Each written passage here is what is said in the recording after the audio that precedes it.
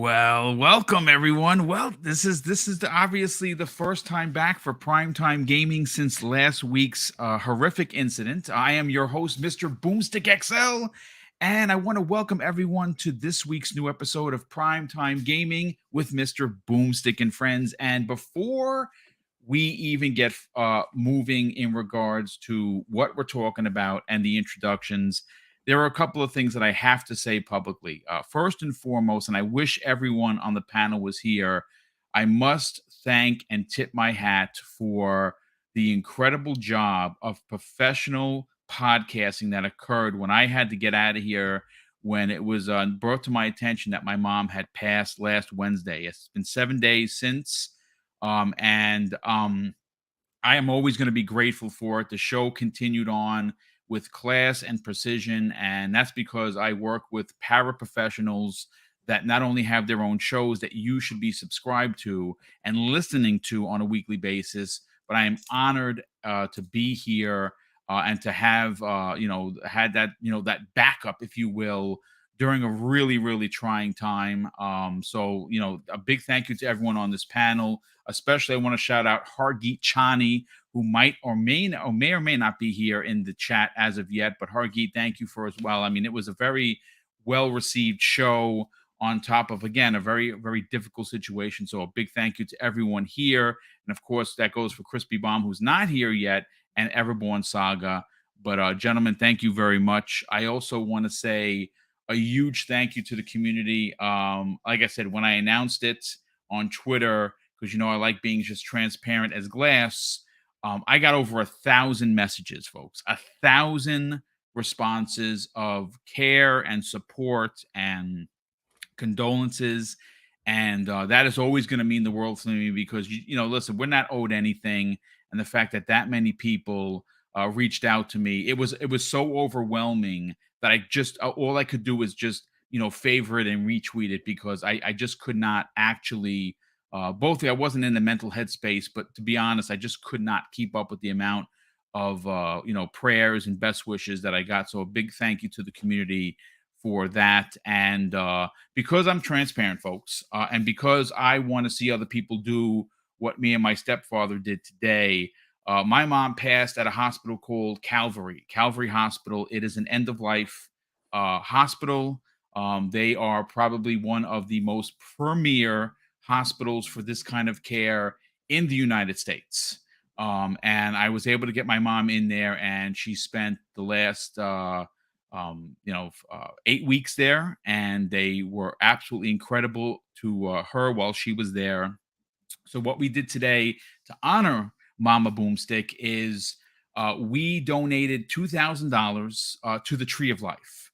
And what that does is allow for families who do not have insurance to have the same care that my mother did. And what my mom gets for that is we're going to be putting her on this giant tree of life with a gold leaf. And what's great and what's amazing about this story is Mrs. Boomstick's mom passed away about 5 years ago at the same hospital. And they're going to be sitting right next to each other on this tree of life as a dedication to both, Josie's mom and my mom. And we are proud to have done that because I think that insurance is hard to come by these days, and any bit helps. I will drop a link into the VOD if anyone wants to donate to Calvary Hospital and it doesn't matter what it is. They take all donations, and understand that those donations do not go to the hospital. They go to families who cannot afford the care that both Mrs. Boomstick's mom and my mom received there because they both had insurance. Some families don't have it, and they deserve dignity and care just like everyone else who has insurance. So once again, I want to thank everybody for the love and support.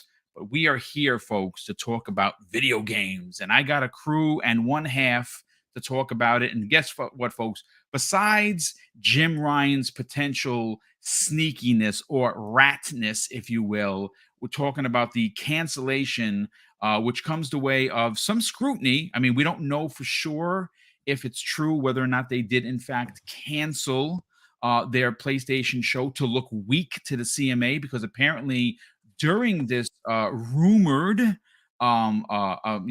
show, they were going to have several money-hatted exclusives that were going to be as much as 2-year exclusives, along with a host of first-party announcements. And it's funny. I am in the court of believing that there was a show canceled.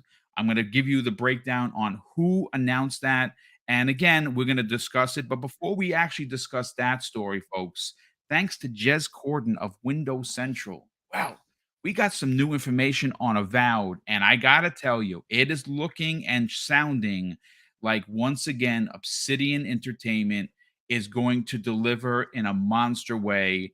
And I actually don't know who I consider Obsidian to be. Microsoft's, comparing studio to what you would find at PlayStation. Would it be Naughty Dog? Would it be the team that made Spider-Man and Insomniac Games? I don't know, but I got to tell you, I think they're one of the top tier studios that are under the banner of Xbox Game Studios. And we're going to be breaking down some stuff that comes the way of Jez Corden. Guess what? When Jez talks, I listen. But let's get into the introductions. Kay Asante, how the heck are you, man? What you been up to? Thank you so much. I will first and foremost say I think we can all agree, Boom, you are a decent human, sir. Oh, I thank appreciate you all very. the, That's very kind of you to say, sir. Thank you. you are a decent human, and more folks should be the way you are. So thank you for being who you are, sir. Thank you, And sir. we were more than happy to back you up on that unfortunate day, and we always have your back, and you know that. But yes, thank you all for having me on as usual. It's going to be an interesting show this afternoon, this evening, because I think there's some nice, interesting angles to go about here, and there's a lot of interesting things going on in gaming news. People think that, oh well, the CMA thing is just long in the tooth. There's just so many nuggets every day. I hear something new that I'm like, what the capital H? And then I'm like, when did this drop? And then I click the link, and it ends up being from that long PDF that we've had for a week already. 38-page response, actually, which I've every day there's something crazier and crazier that comes out of this thing, and we're just like, this. We've had this for a week now or something. No one knew that this was in there in the first. Like, it is the gift that just keeps on giving. I'm looking forward to talking about it. I gotta tell you, one of the things, and I can officially say that I've had some time on my hands. I've actually taken the time to read through most of the 38-page document that was released because it's available everywhere in a giant PDF. Microsoft was not shy about hiding this. It was specifically put out there for public consumption so we can see the responses, and almost in every aspect, they literally destroy everything the CMA has said publicly. It's almost so bad that I would be literally embarrassed. I would delete accounts, I wouldn't answer emails, and I would go on vacation for about a week until it cooled down, because quite frankly, the unprofessionalness that has become the CMA over this is not to be believed. Now, granted, this is phase one. They are the junior class. They are the ones that originally look at this thing. It was put out by their own social media team that they were concerned for Sony's spot in the in gaming. They were concerned for their number one position, which immediately was destroyed by Microsoft's very high-powered lawyers. Isn't that the nutty part that they're Boom? Like, they're not even the decision makers here. They're just talking out of both sides. I said junior. They may be varsity, to be honest with you, junior varsity, where I put it to this way: this phase one, and I'm being facetious, but also trying to drive home a point. They're not at the big table at Thanksgiving. They're in the corner with the kids, and the kids' table has no say in the matter.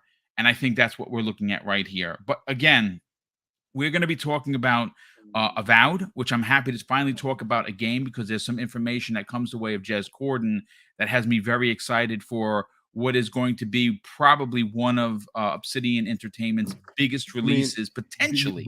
Boom, a year. cheap plug. You mean Jez Corden, the Jez Corden that will be on the Gaming Circle podcast this weekend? That is correct. That's that right, Jez Corden, brother. sir. We will talk. Right. Yes, this Saturday, the Gaming Circle podcast with Everborn Saga, and of course, Kay Asante will be welcoming in our favorite Brit from Windows Central, Jez Corden. That's right, and that's going to be going live at 10 a.m. Eastern Standard Time. So don't you dare miss that. But Wandering Dutch, the best beard in the business, and another good Brit, if I may say so myself. How are you? And what's been going on? Yeah, I'm good. Yeah, a lot of podcasting going on right now. We changed one of our regular streams, the Sea of Thieves stream, into what's classed as a playcast. So it's a podcast that mixes with gameplay, and the guests actually play along with us. We've got quite a few awesome guests lined up, or at least one to be part of that in the future, including Miles Dampier, including Captain Logan from the Keelhold podcast, and potentially some of the Sea of Thieves developers as well in the future. So that's changed, of course, and I've allocated one of our awesome guys as the new host to that as well. Very nice. Yes. Quick question, Dutch, and this is just a question for me to understand this.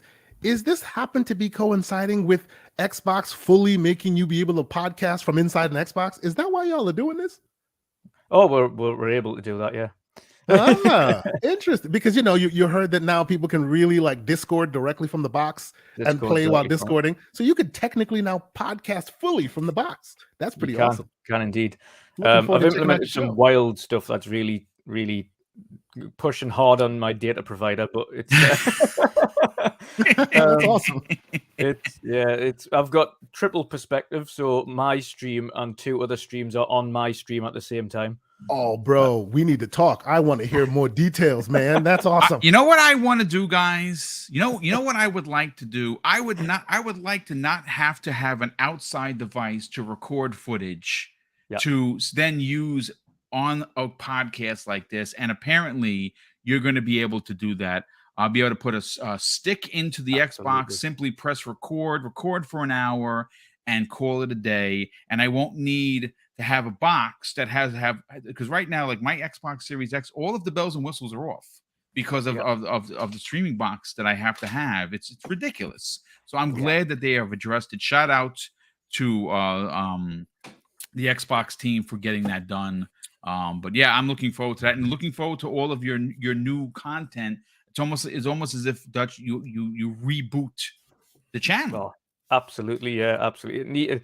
It wasn't just a reboot for myself, but it was everything. You've got, as you know, Boom, you've created some awesome shows. You've got a lineup of great content across multiple days, and for ourselves, we want to do the same. We want to offer a multiple kind of different avenue of different things to offer people, whether it's gameplay, whether it's a nice chilled podcast on the weekend, or the more meaty podcasts in the middle of the week, to get kind of your main gaming news. So we've got a whole host of things for people to enjoy. So yeah, it's inspiration from like the likes of yourself, etc. Some awesome content coming out there. So we've got to step up our game to compete with you guys, because you're doing a great job. So yeah, it's great to be. I'm looking forward to getting into a lot of topics, discussing Avowed as well. Obsidian are masters in their craft. So yeah, it's going to be great. Yeah, it's going to be a lot of fun. We're going to have a big conversation, folks. And of course, I'm very happy to be back. But you know who's also happy to be back? Mag. Yes, I am. Brother, you were traveling the world last week. How are you, man? Yeah, I was away last week. I apologize for missing the show. But and on top of that, I've been traveling back. Not traveling, excuse me. I've been guesting on podcast after podcast after podcast. It's been insane. It's just like every 3 days, someone's like, Mag, you got to get on the show. And I'm like, guys, come on, man. Like, let's take it easy here. But anyways, it was a great time. Come on the show. Man. You've got to come on the show. We haven't had you yet. No, you haven't. You haven't had me on the show. I think you might be the only show I've never been on. That and Iron Lords, you frauds. You get me on the show. Cognito said a year ago, he's like, oh, I'm going to get Mag in the realm. Well, it's been a year later, Cognito. You better be listening. Anyways, the point is, I just came off a Crossfire last week, which is out of control. I was on Game On Daily with David Jaffe. That guy is the most ridiculous human being I've ever. You want to see someone who takes care of the chat? Holy macros, he ever unbelievable. If you guys watch Yeah, that show. Mag. Yeah, Mag. I heard you make David Jaffe call me an asshole or whatever. No, it was I Everboard. remember that. No, it was Everboard. I didn't say the name. I didn't tell David the name. I said, "Hey," I said, "Listen, David, there's a bet going around with certain people." I didn't specify. And then I said, "That says that Sonic Frontiers is going to outsell God of War." And he went insane. Lost his mind. It was awesome. He lost his mind. And I'm just sitting there going, oh, my God. No, Boom. Don't laugh, because he lost his mind against you, good sir. That is quite right. But you know what? I will be watching him you'll be eat loving his own beard. Oh, I could sense Asante's smile through the chat. Like, it was almost like it was coming through the monitor. And I'm like, oh, he's loving this. Because as soon as I saw Asante, I'm like, I got to ask him about the Sonic Frontiers thing. But anyways, enough of that nonsense. Yes, now I'm here on the show. We got a great show. We got a lot of things to talk about. Before we get into it, I just want to say one thing. This is a public service announcement that Silent Hill is unfair to gamers. I'd also like to point out that it's going to have a negative impact on the gaming community because it's only on the PlayStation for the first 12 months. So, hey, you know what? You dish out the medicine, you're going to get it right back. But anyways, enough of that. Guys, let's get into the show. Yes, and speaking, getting into the show, he just arrived. Crispy Bomb, the best voice in the business. His router's working, folks, and he's here for your entertainment. I gave you a huge shout out for last week's Stepping Up. How you doing, Crispy? Welcome back, brother. Oh, good to be here. And yeah, you know, stuff happens to those darn routers. Hope you're doing all right, Boom. And let's get into it. Let's get his mind off everything. Let's go. Yeah, you know what? Before we get to it, a lot of super chats have come in. I want to grab those first. The first one of the night comes the way of Sir X-Man, who drops a $2 super chat and says, "Love you, Boom. Wish you the best, my friend, and I love you too, brother. Thank you so much for the well wishes." Drawn TJ drops a $10 super chat and says, "Microsoft should just let Call of Duty on PlayStation forever and get the deal done. But in return, Sony puts their games on Xbox a year after they release." That's what I think. Listen, Call of Duty is not leaving PlayStation, and if in order to get this deal done, if they have to sign the document that says that Call of Duty doesn't leave PlayStation, I say I don't care, and I don't think Microsoft cares either. To be honest with you, like they said, they'd be leaving money on the table. The problem with Sony is that's not enough. Sony does not want that to happen. They don't want this deal to happen. They're trying to limp in to the Olympics to get the gold by simply just sitting on the sideline. That is what they're attempting to do, because even when Microsoft countered, we can't lose Call of Duty because we can't make one, they said, no problem, you're not losing Call of Duty. They then return fire by saying, well, you know, even if it's multi-plat, we still can't compete because of Game Pass. Well, according to the numbers, folks, and these numbers were reported by Sony proper, SIE proper, they have 50,000 people signed up to their online service, right? That's 50,000 compared to the announced 1,000 million. They have 50 million subscribers versus Microsoft's 30. And that 50 million comes the way of SIE proper. So it is very hypocritical of what Sony is up to. And the second topic for today about them canceling the show makes me believe more and more that this is a typical Jim Ryan stunt. And we're going to break it down. Not everybody agrees, but you know what? That's what this show is for. It's here to talk about it. We also have another super chat from iSalvation5, drops a very generous $5 super chat and says, "Mama Boom is watching from the heavens, Boom. She's watching over us all. Prayers are with you and your family, brother. God bless the entire panel." Well, thank you so much for the very, very kind sentiment. I do greatly appreciate that. And Sir X-Man drops an additional $2 super chat and says, "Microsoft brought that professional smoke, baby. Indeed, they did." But listen, let's get to the first story while we wait for Everborn Saga to arrive. And in Jez Corden fashion, and if you don't know who Jez Corden is, you're not following him on Twitter, folks, you're doing it all wrong. He is one half of the two powerful voices that you find on Randall Thor's Xbox 2 podcast, one of the premier Xbox podcasts, right up there with Dealer Gaming, Colt Eastwood. I have to throw myself in the hat, and many people who represent the Emerald Green.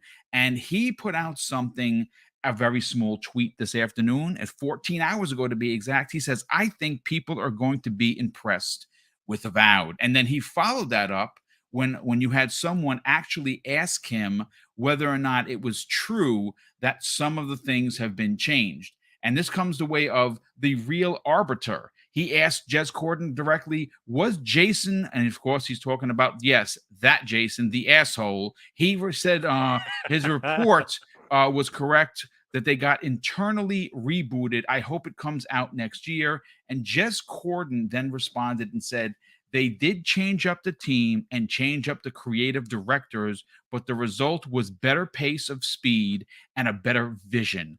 The first vertical slice under this new direction came a lot more quickly. Direction of the game changed in a way, in a good way, in my opinion, which I'll talk about someday. And then, of course, someone also asked Jez Corden, and is by FT Wiggles on Twitter, any idea how much this ties into the Pillars of Eternity story-wise, or is it literally just the setting? And he confirmed that at least part of the set is in the Living Lands, so it's pretty integrated into the Pillars series. Now, ladies and gentlemen, and I'm going to start first with the Wandering Dutch here. Oh, Everborn Saga is here. Awesome. Everborn Saga, how you feeling, brother? Welcome. I'm good. Well, I found out it was my night to procure dinner for the family. So I had to go and stop at the Japanese place before I got started. So I apologize. Well, listen, you know what? Family first every time, brother. But like I said to Crispy and everyone on this panel, I want to thank you for stepping up in the biggest way possible last Wednesday. You guys completely knocked it out of the park. I could not have asked for a better way to end and, continue the podcast after I had to leave. So I want to say thank you publicly for that. But we will get your opinion on the shenanigans that we think Sony's. I have some conspiracy theories for you all tonight. I cannot wait to hear it. I got my tinfoil hat ready to go. But listen, Wandering Dutch, one of the things that has taken over the airwaves in recent weeks and months has been what the CMA has. And like Kayasante said, they literally are the gift that keeps giving. But we're here to talk about Avowed. Now, Avowed is a game. It's a new IP, even though the IP of what they're working with has been the Pillars of Eternity has had several games, but Avowed is a new IP. It's a new exclusive for Xbox in the veins of Elder Scrolls, but told through the Pillars of Eternity lore.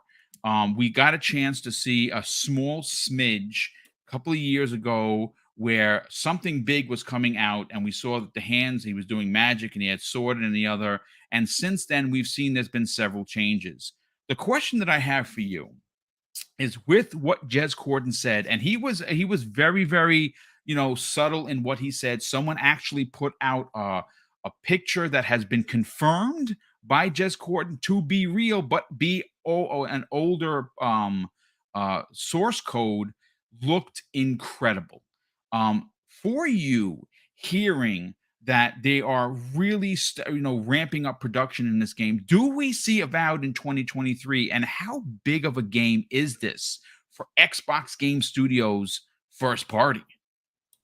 Oh yeah, I'm super looking forward to Avowed, to be honest. Two absolutely awesome games actually that they've recently released, and I'm saying recently within the last kind of couple of years. And one of them is by a much smaller slice of that team, and the other one, of course, from the main studio itself. We had the really brilliant Outer Worlds, coupled then with the small team turned into an average team in Grounded, creating a really unique experience to kind of a survival RPG game. Both of them absolutely phenomenal, surprisingly addictive on Grounded. I mean, even people that you wouldn't expect, a kind of something just catches with that game. It's really intriguing, really cool to play, but it shows the kind of flexibility of the studio as well. And I'm not a massive Pillars of Eternity fan, but Pillars of Eternity has a massive amount of lore to go with it, but also a huge fan base and a huge following. But what I in my own mind anyway what I believe to be an awesome world to build on for a brand new RPG in Avowed, based off of the Pillars of Eternity universe. Now, I can only go off the games I have played from Obsidian, and the two that I love so far, of course, both Grounded and Outer Worlds have been phenomenal experiences. Both very different, but showcases the type of work that Obsidian as a studio and their creators within that and developers are capable of. Very, very unique experiences, awesome mechanics, awesome ideas, very creative. It's a huge deal for Xbox and Microsoft, to be honest, to have this game and this world expand into what would be a more playable Pillars of Eternity universe. By more playable, I mean it would, I think, get more people interested in that universe than Pillars of Eternity would. Pillars is very much a section of the gaming genre space that is still what would be classed as a niche space in gaming. It's not like broad and all-encompassing. Not the average consumer would be interested in playing Pillars. It would be a very select few, more the hardcore gamers that would look out and go to find an experience like Pillars of Eternity.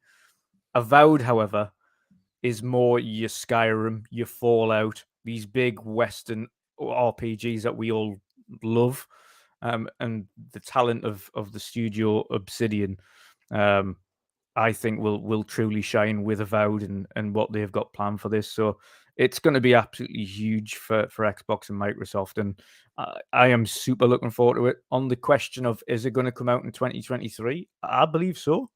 In my own opinion, there's two things that possibly could have happened this year, because the game was in a position where it could have even potentially released this year. It was that far along. Did Microsoft potentially say, listen, guys, this year's an absolute wrap. Like, we haven't done as good as we should do. Let's just refresh, go again next year. We'll use Game Pass to get some awesome third-party stuff in for the second, and just let our first party do the talking next year. In which case we have right after the ABK deal closes. Redfall. Yeah, exactly. Get it all done. Let this year play out the way it has, and then just fire all guns blazing from 23 onwards. And Avowed, from all the kind of things I've seen, all the news I've seen about it, all the gossip I've seen about it from behind the scenes, is that game is extremely far along. Very much expected to drop in 2023. So I think it will, absolutely. It would fit in. That would make it 4 games for first party AAA experiences next year. That isn't including potentially Hellblade 2. And Hellblade is expected to drop as well. So exactly, that is. Yeah. So we've got Forza, we've got Hellblade, potentially Avowed, Redfall. Starfish. Wow, that's a big year. And so this is what I'm saying. Like, would you have wasted the opportunity to really show how good you are by putting out potentially Avowed this year if it's done, when you've got nothing else for the rest of the year apart from third-party stuff to put in there? I don't. From a strategic standpoint, why would you? Your year's done. You haven't really performed as well as you have done. Why would you just shove the game out for the sake of shoving it out? I agree. Yeah. Show your portfolio in its best light. So I think it is coming out next year. I think, and this is potentially what he was speaking about months back when he said he doesn't know how to line up these games. Who was it that said that? It wasn't. That was Matt Booty that said that. He said that at E3, as a matter of fact. It was. He said that to me. Yeah, I asked him about it. Did you really, Hargy? Yeah. First of all, welcome back, Hargy Chani, 3rd week in a row. Yeah, I mean, we might as well just give you the key to the kingdom. I mean, that's just it. But yeah, Hargy, that one comment, I think, could be very much alluding to the fact that they knew this was happening this year, in 2023. The fact that he had juggernauts, and essentially they were juggernauts. If you're talking about Forza Motorsport, Starfield, Avowed, Hellblade. Yeah, massive games, and trying to figure out how to make that work in a calendar year. That's an insane lineup, to be honest. That's not including third party, second party deals. That's not including Stalker 2 that's coming out next year. It's like, you know what I mean? There's so much to come out. It's insane, and yeah, it's massively exciting time. I'm already, as much as there's so many awesome games coming out this year, I want next year to come along quickly. So yeah. I can just get into it. I absolutely agree. I absolutely agree. But good stuff as always, Dutch. First of all, Hargeet, brother, how are you, man? Welcome. Yeah. Thanks for inviting me. Yeah, I'm doing okay. I have a little back issue that I created for myself, but otherwise I'm good. I hope things are getting better with you, and my condolences again for your loss. Thank you. I appreciate it. Like I said to everyone, and I will say to you publicly, thank you for the incredible production that you and the team here continued on after I had to bounce out of here with literally a drop of a hat. I ran out. I don't even remember getting dressed, and I ran out without socks. So There you go. Yeah. But thank you so much for that. We're going to get to your opinion on two things. One, about Avowed. We'll come to you in a minute. And whether or not the story of Sony postponing their showcase, which was supposed to have several major first-party announcements as well as several big exclusives that were going to be timed to as much as 2 years out before they would land on Xbox, due to the CMA's investigation on the ABK deal, sounds like something Jim Ryan and company would do to look weak. But we'll get your opinion momentarily. Kay Asante, let's get to you. Where does Avowed fall on the list of excitement for you personally? And are you happy to hear some of the tidbits we got out of Jez Corden, where he actually said he thinks people are going to be very impressed? Yeah, absolutely. So I will say that I'm one that came to Skyrim later. When it first released, I played through it. People were no-lifing that game. They were like living in that game. I didn't get it. I just didn't. It never really connected with me like that. But later down the line, after a while, and I mean, come on, if you are a gamer for any extended period of time, you've interfaced with Elder Scrolls in one way or another. You probably have multiple copies of the game, as the joke tends to be, right? Over time, I ended up revisiting the game in VR with a bunch of like modernization mods in there, making it look like more fresh and whatnot. And I really did get hooked. So, I've always thought it was very interesting that Obsidian has always had this very interesting tet-for-tat with Bethesda, right? Hey, we used to be together, but here's our version of what should have been, right? Here's our rendition of Fallout, and by and large, many people like it better than the Fallout that came out. And now it looked like they were making their version of Elder Scrolls, Skyrim. And of course, by happenstance and by the luck of it all, they are now under the same umbrella as Bethesda. So it's kind of hilarious how it worked out. I mean, a quick aside: do we think that they would have been able to make Avowed had they been an Xbox studio, like fully? Had that been, don't you think? I'd say no. I don't think so. Yeah, it kind of would have been like, yeah, y'all tit for tat can stop now, right? Y'all are all under the same umbrella now, so maybe slow it down. You know what I mean? So I suspect the next one, if this is successful, no doubt we'll probably get a lot more. But I doubt that the next ones that they iterate on will seem so much an answer to Bethesda's games, which these others have been a little bit.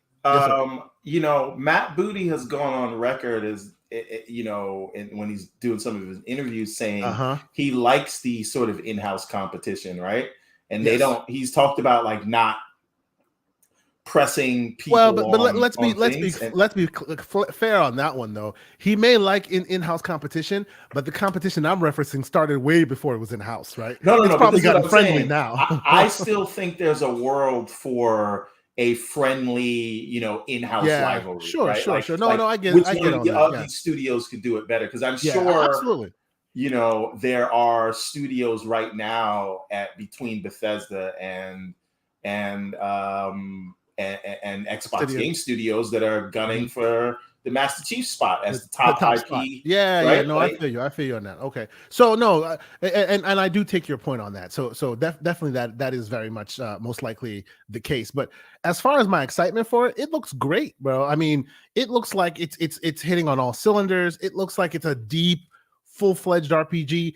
I am more a futuristic dude, as most know. So if you hand me Sword and Shield, I'm 80% excited. But if you tell me Cyberpunk, then I'm 110% excited, because that's just how I roll. I always have been. But if you give me a tight, concise storyline and a real deep RPG systems in a world that you can lose yourself in for a while, yeah, I'm there, right? I will say, speaking of Mr. Booty, so I am very much excited for Avowed, and I want to see them do this. And by all accounts, as the Dutch has already pointed out, this was one of those games that seemed to be almost ready to go from jump, like pretty early on. So, the version that Jez said he saw was also pretty full-fledged at the time he said he saw it, and that was last year. Actually, maybe 2 years ago, I thought he said he saw that, right? Yes. On the show. It 2 years ago. It was 2020, yeah. Yeah, I think he said he saw that too, and it looked decent then. And now, of course, he's confirmed that the screenshot that was leaked is also accurate. I will poke at him with a stick on Saturday, and hopefully he'll give us more details. But we shall see. But no, it is very exciting. But my last point, because I do want to hear Hargeet and the rest of the folks and their opinions on this. I will say, though, as Dutch has also pointed out, we have this AAA, that AAA, this AAA, that AAA, all coming in 2023. I have been the one that gave Microsoft what I consider righteous smoke about calendar year 2022 being a wash, right? We know whatever reason that may be, Mr. Everborn Saga, stop hitting me with your conspiracy theories. I hear you. But if 2023 is an embarrassment of riches like this, I better not ever hear Booty have issues again. Because if 2023 comes and we have 4 ridiculous AAAs that could have themselves been the tip of the spear each year, you do not then come at me in the rest of 2024 or 2025 and go, oh well, now they all have to go and make something new again. That's not your job there, Booty. There needs to be a consistent flow. So if we have too many coming right now, maybe sit on Avowed a little longer. I as a gamer, I don't want that, but as a person who wants constant content in the first party department, stop throwing it all at me like you did with Wasteland 3 in that time, like 2020, and then give me a drought for a year. I hope this means we're getting more. That'd be great, because they're not the only studios we have. 100%. I'm happy about that, right? There's way more studios, more in the flywheel. But if all you see is what's coming in 2023 and then nothing else to 2025, we'll say, maybe hold a few back and sprinkle some in 2024. I don't think that's going to be the case, because there's so many games that are close. I really don't think that's going to be the case. Clearly, that's not going to be the case. I'm just saying we have seen this happen before, where they drop so many great things so close together, and we're like, yay! And then it's a drought for another couple of a year. I hope that's not where we're headed. I know there's a lot of games coming. I'm just putting that out there. And if I'm wrong, please, I'm happy to be wrong. If I'm right, clip it. We don't want this to happen again. Let me help you out, Kay. You're wrong. Wow. Oh, really? Okay. Oh, okay. Just like that. Just like that, because he has. Hey, Everborn, did you hear what Jaffe said? Sorry, I just wanted to make sure you're down. Did he say something new? I will talk about it later when I get on the My Little. Okay. Well, I will say this right now. He's wrong. And there you go. I will sit on that. Boom, do we have to pull out the sales receipts that Sonic? We are going to have to. Number one selling game at Black Friday. Conversations here, people. Calm down. Hold on a sec now. I'm going to say my piece, and we're going to bring in.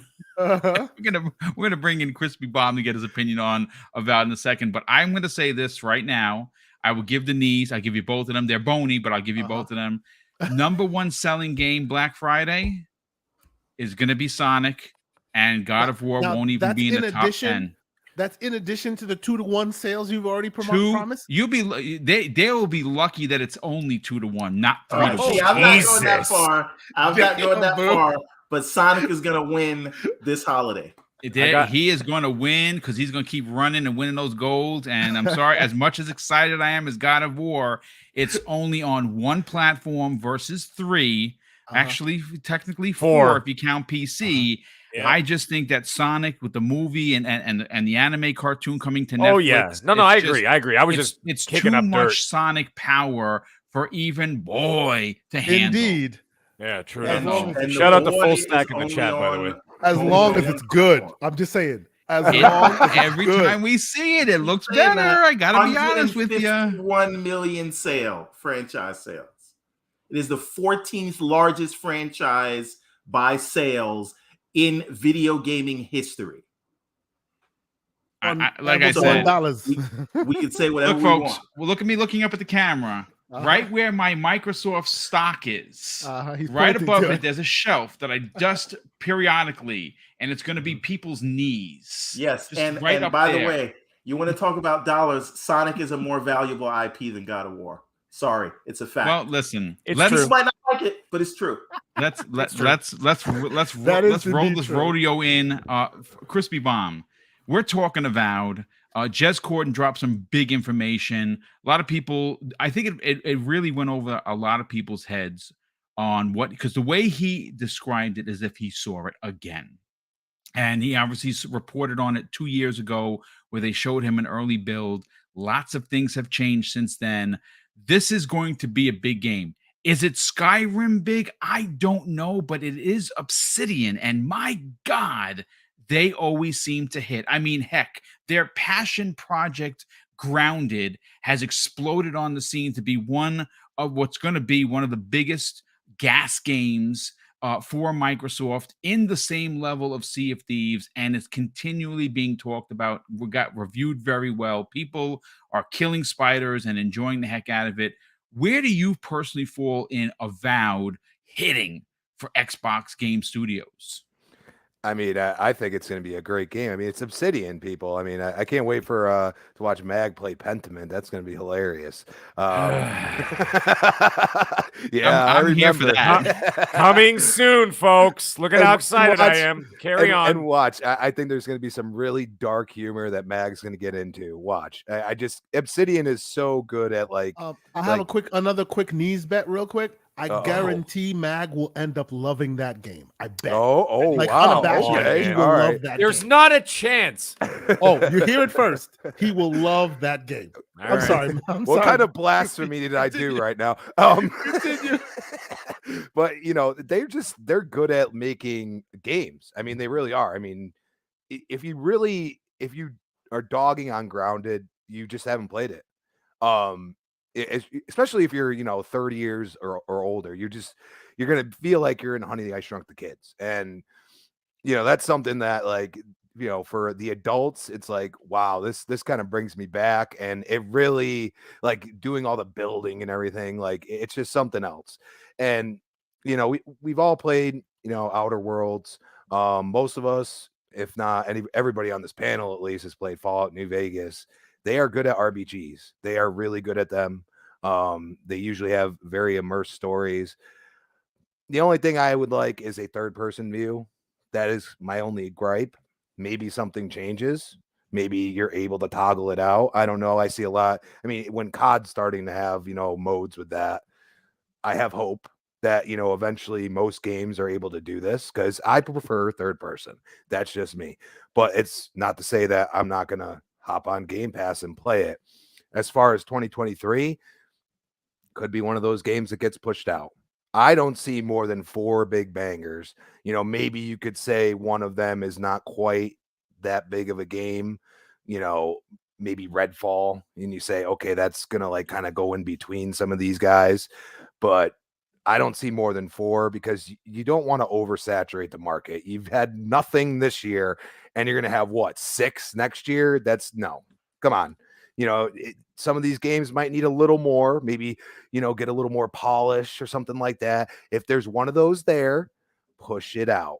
Most of these games now, you've said, let's not even put dates on it anymore. Let's be smart about this, so for the most part, do what you got to do to bring us some great high quality games and destroy this supposed Game Pass fodder nonsense that these idiots keep throwing out there. So it's Obsidian. I have no doubt they're going to deliver. And, hopefully even for the Pillars people, I never played the game, but there's a lot. I know there's a huge lore there and everything else. Hopefully it connects with them because they are the ones supporting Obsidian back then. So hopefully they kind of do it due justice. Yeah, I agree. And you know what? Being that they are Obsidian, they always seem to hit. Very, very similar to Insomniac Games on Sony side. They just continue to just drop bomb after bomb after bomb. And I think Obsidian is going to deliver in a big way. Mag, let's get your opinion on this, brother. What are your thoughts on, of course, Jez Corden's report that people are going to dig Avowed when it releases? And could this release next year? Well, interesting question. First and foremost, I want to say hi to one person. A shout out to Full Stack in the chat for his comment. I'm not going to repeat what he said, but it takes a lot for me to laugh, and it takes even more to make me laugh on the air where I actually have to mute my mic. You know what you said, Full Stack. And second thing, there's another guy named Bitch Husk, I think, or Bitch Hutch. I don't know what his name is. He said, "God damn it, Mag is so annoying. Please stop screaming into the mic." And I'm like, sorry, dude, you came to the wrong show. But anyways, enough of that. Let's go to Avowed.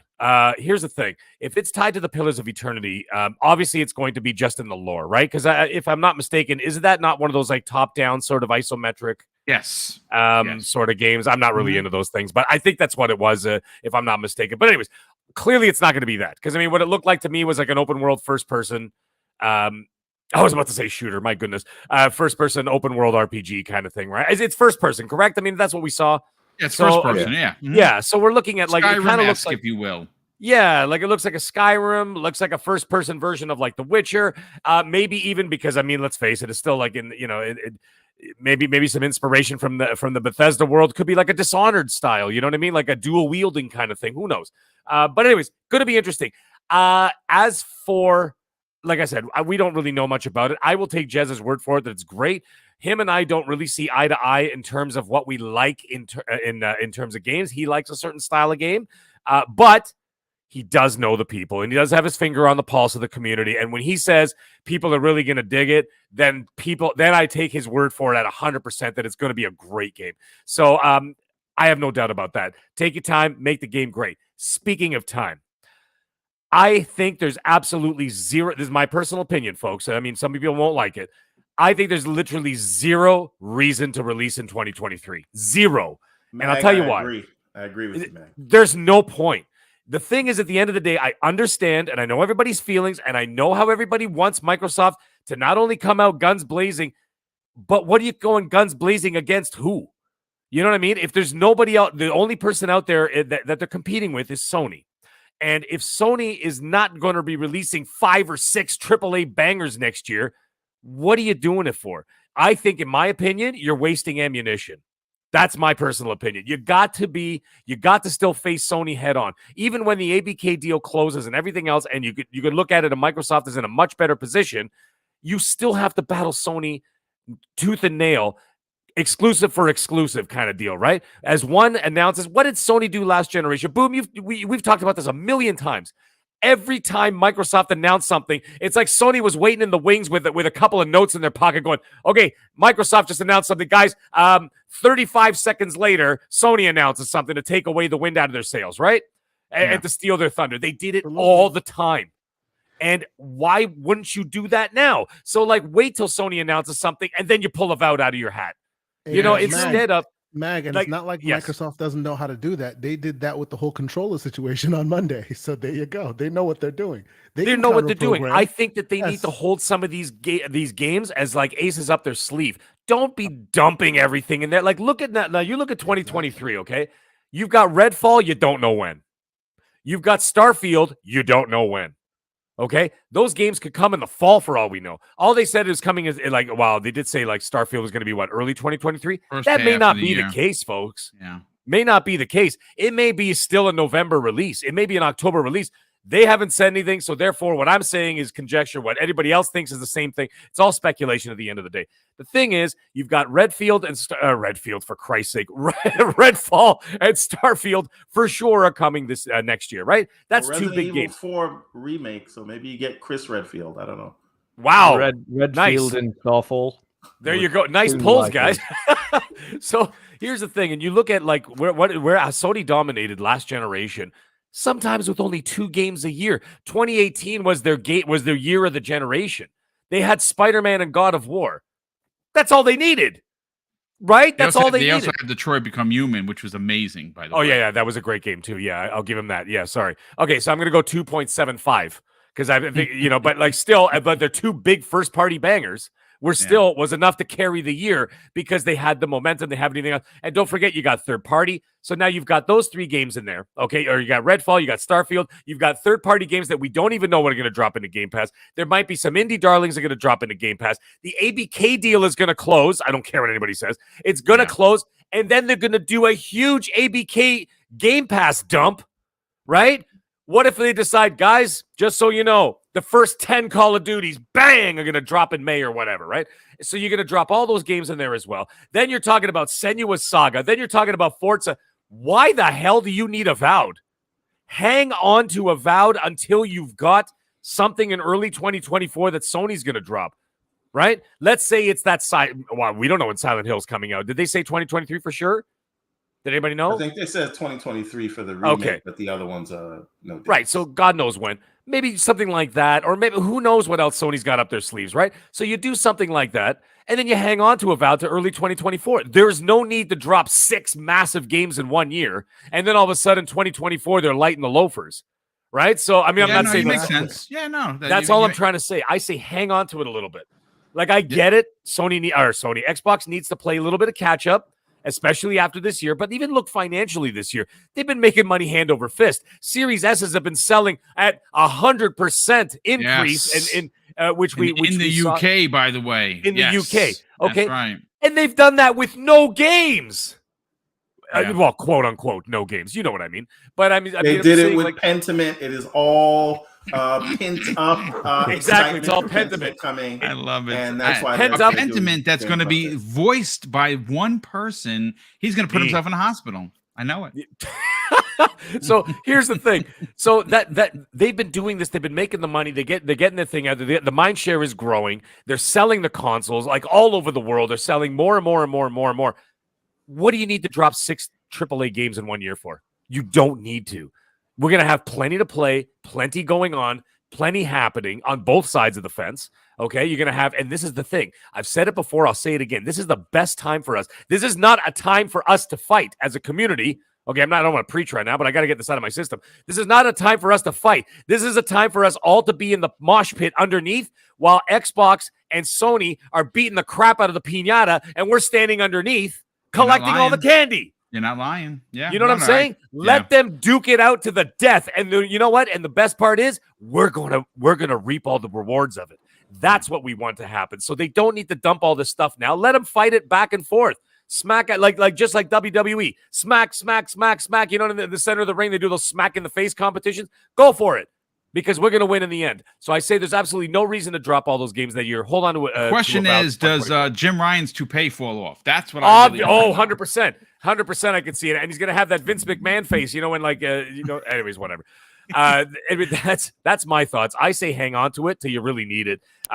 Give them extra time to give extra polish because you've got these other big games coming out. People are talking about, quitting their jobs when Starfield comes out. Well, who's going to have time for Avowed?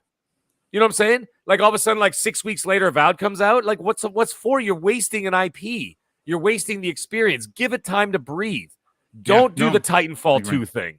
Yeah, that's all I got to say. No. Good stuff as always. Let's get Everborn Saga, and then we'll get Hargeet Chine. Then we're gonna move on to the big, the big conspiracy theory. I got my tinfoil hat. I think me and Everborn Saga are gonna be rolling down this road where I think we're gonna get some pushback by others because they can't believe that this would be something that Sony would do. Well, I beg to differ, but Everborn Saga, what do you think?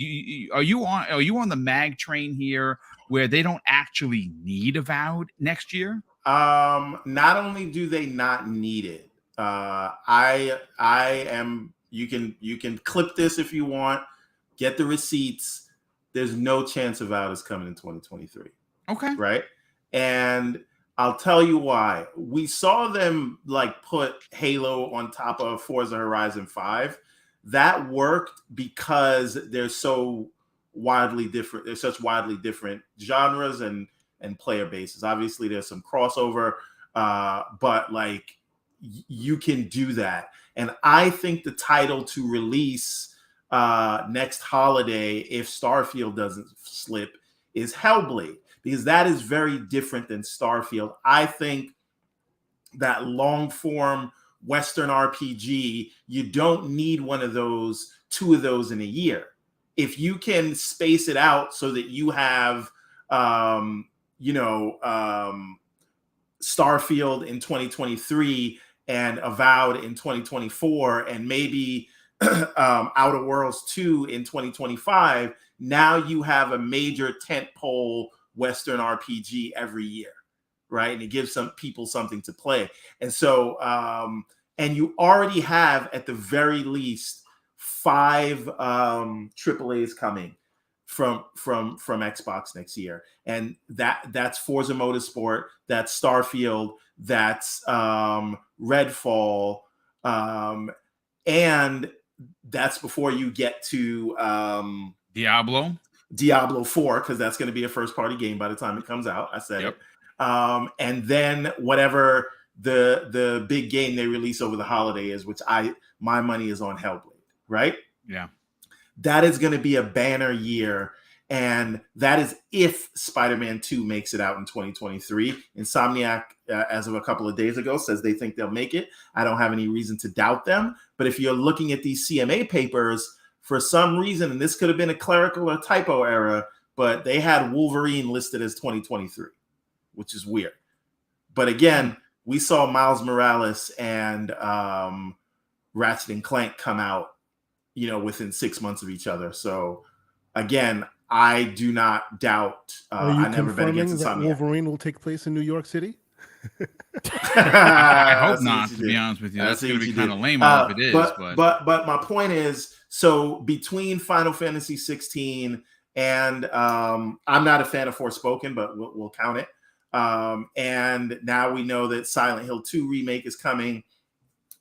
If they're able to also do Spider-Man 2 and Wolverine, that's a banner year on the PlayStation side. So I do agree with Mag. Let us have competition and let them fight it out. But I don't think Avowed is coming in 2023. I do, however, think that it is ready and it is showable, and they're saving it for E3.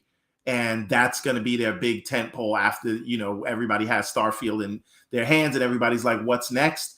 You show Hellblade 2, you say that's coming out this year, and then you show Avowed and say 2023. So now people have a new roadmap for the next 12 months. Yeah, that's excited about. That's good stuff. Can I just say one last thing? Sorry, this very interesting little thing. Pong Soul said something in the chat. Interesting little back and forth with someone else. He just said Xbox got 35 to 40 projects in the works without ABK, second and third party deal per party included. Over 4 years, that's 8 to 10 games a year. And he goes, you extend that to 5 years, that's 7 to 8 per year. You don't hold games back anymore. He's not wrong there. Now, hold on a second. Now, hear me out. I'm not saying you have to do it the entire time. But I'm just saying with this year, back off a little bit and keep one of the games and push it into 2024. Now, someone else, actually, Beer Baron 00 there in the chat, he said a big mistake they made was releasing Infinite multiplayer 2 weeks after the Forza. And what ended up happening is that it actually, regardless of the fact they were two different genres, it pulled people apart. I understand that over time they grew, but it still pulled people away from each other because it diffused, not diffused, Jesus Christ, the word I'm trying to look for here. It basically tore apart focus. Yeah, you know what I'm saying. And another thing, Mag, to consider is I just mentioned 5 first-party stuff, right? Yes. What about Stalker 2? Yeah. What about Atomic Heart? What about Ark, the Vin Diesel family of dinosaurs games? But just picturing him on that dinosaur, yeah. But those are going to be big games, and Stalker 2 is going to be a AAA game. Atomic Heart, AAA game, and Stalker 2 is going to be exclusive. Atomic Heart is going to be multi-platform, but it'll be in Game Pass, I think. So that's a lot right there. I don't think that constitutes holding anything back, right? If you count Atomic Heart in Game Pass, and you count Stalker 2, and you also got Gungrave, you also have Evil West, you have there's a ton. Like there's a mountain of games. Like I don't see. You're just going to be pulling. You have your set when you include the third parties. You have 7 or 8 games exclusive right there. I think it's a little too ADHD for me. That's my personal opinion. I mean, like, look at, he mentioned, Everborn mentioned Ratchet and Clank and Miles Morales within a 6-month window, right? I understand it's 6 months. 6 months is still half a year. You know what I mean? That's lots of time to breathe. I'm not saying you have to do that, but I mean, I think that overloading in 2023 might be a mistake. That's just my opinion. No, I think 2023 is already overloaded. It is already overloaded. Yeah. You don't need to dump another AAA first party, and then it gets lost in the mix. You know what I mean? Like, I don't know. I say you use it as ammunition. What are we doing here? Exactly. I haven't even turned on what's this called? Listen, I'm retired and I don't have the time for all of these freaking games. Are you kidding me? But listen, I haven't even turned on Plague Tale. It's been out for 2 days. Me either. I haven't even turned it on. Deathloop. Wow. Well, listen. Let's get Hargeet's opinion on this, and we're going to move on to the big topic. First of all, folks, we got 427 people here. If you're new, please consider subscribing to the channel. And, of course, consider hitting that like button. I'd love to see us up past 200 likes before the end of this show. Hargeet, where do you personally fall on Avowed? Is it in 2023? Are you impressed with what Jez Corden had to say? And are you in the same camp that, well, Xbox doesn't need this game next year? Yeah, so I'll start with what Matt Booty told me, right? So we were at the June showcase, and Colt, he's awesome. He actually introduced me to Matt, and he asked me like what I thought. Matt Booty asked me what I thought about the showcase. And I'm like, it was good, but there's like a barren 2022. What's going on? And he's like, you know what? We're all frustrated by this, and it's him, the developers, the studios. They're all frustrated by it, but the games just aren't ready. And he's like, but next year we're gonna blow you away.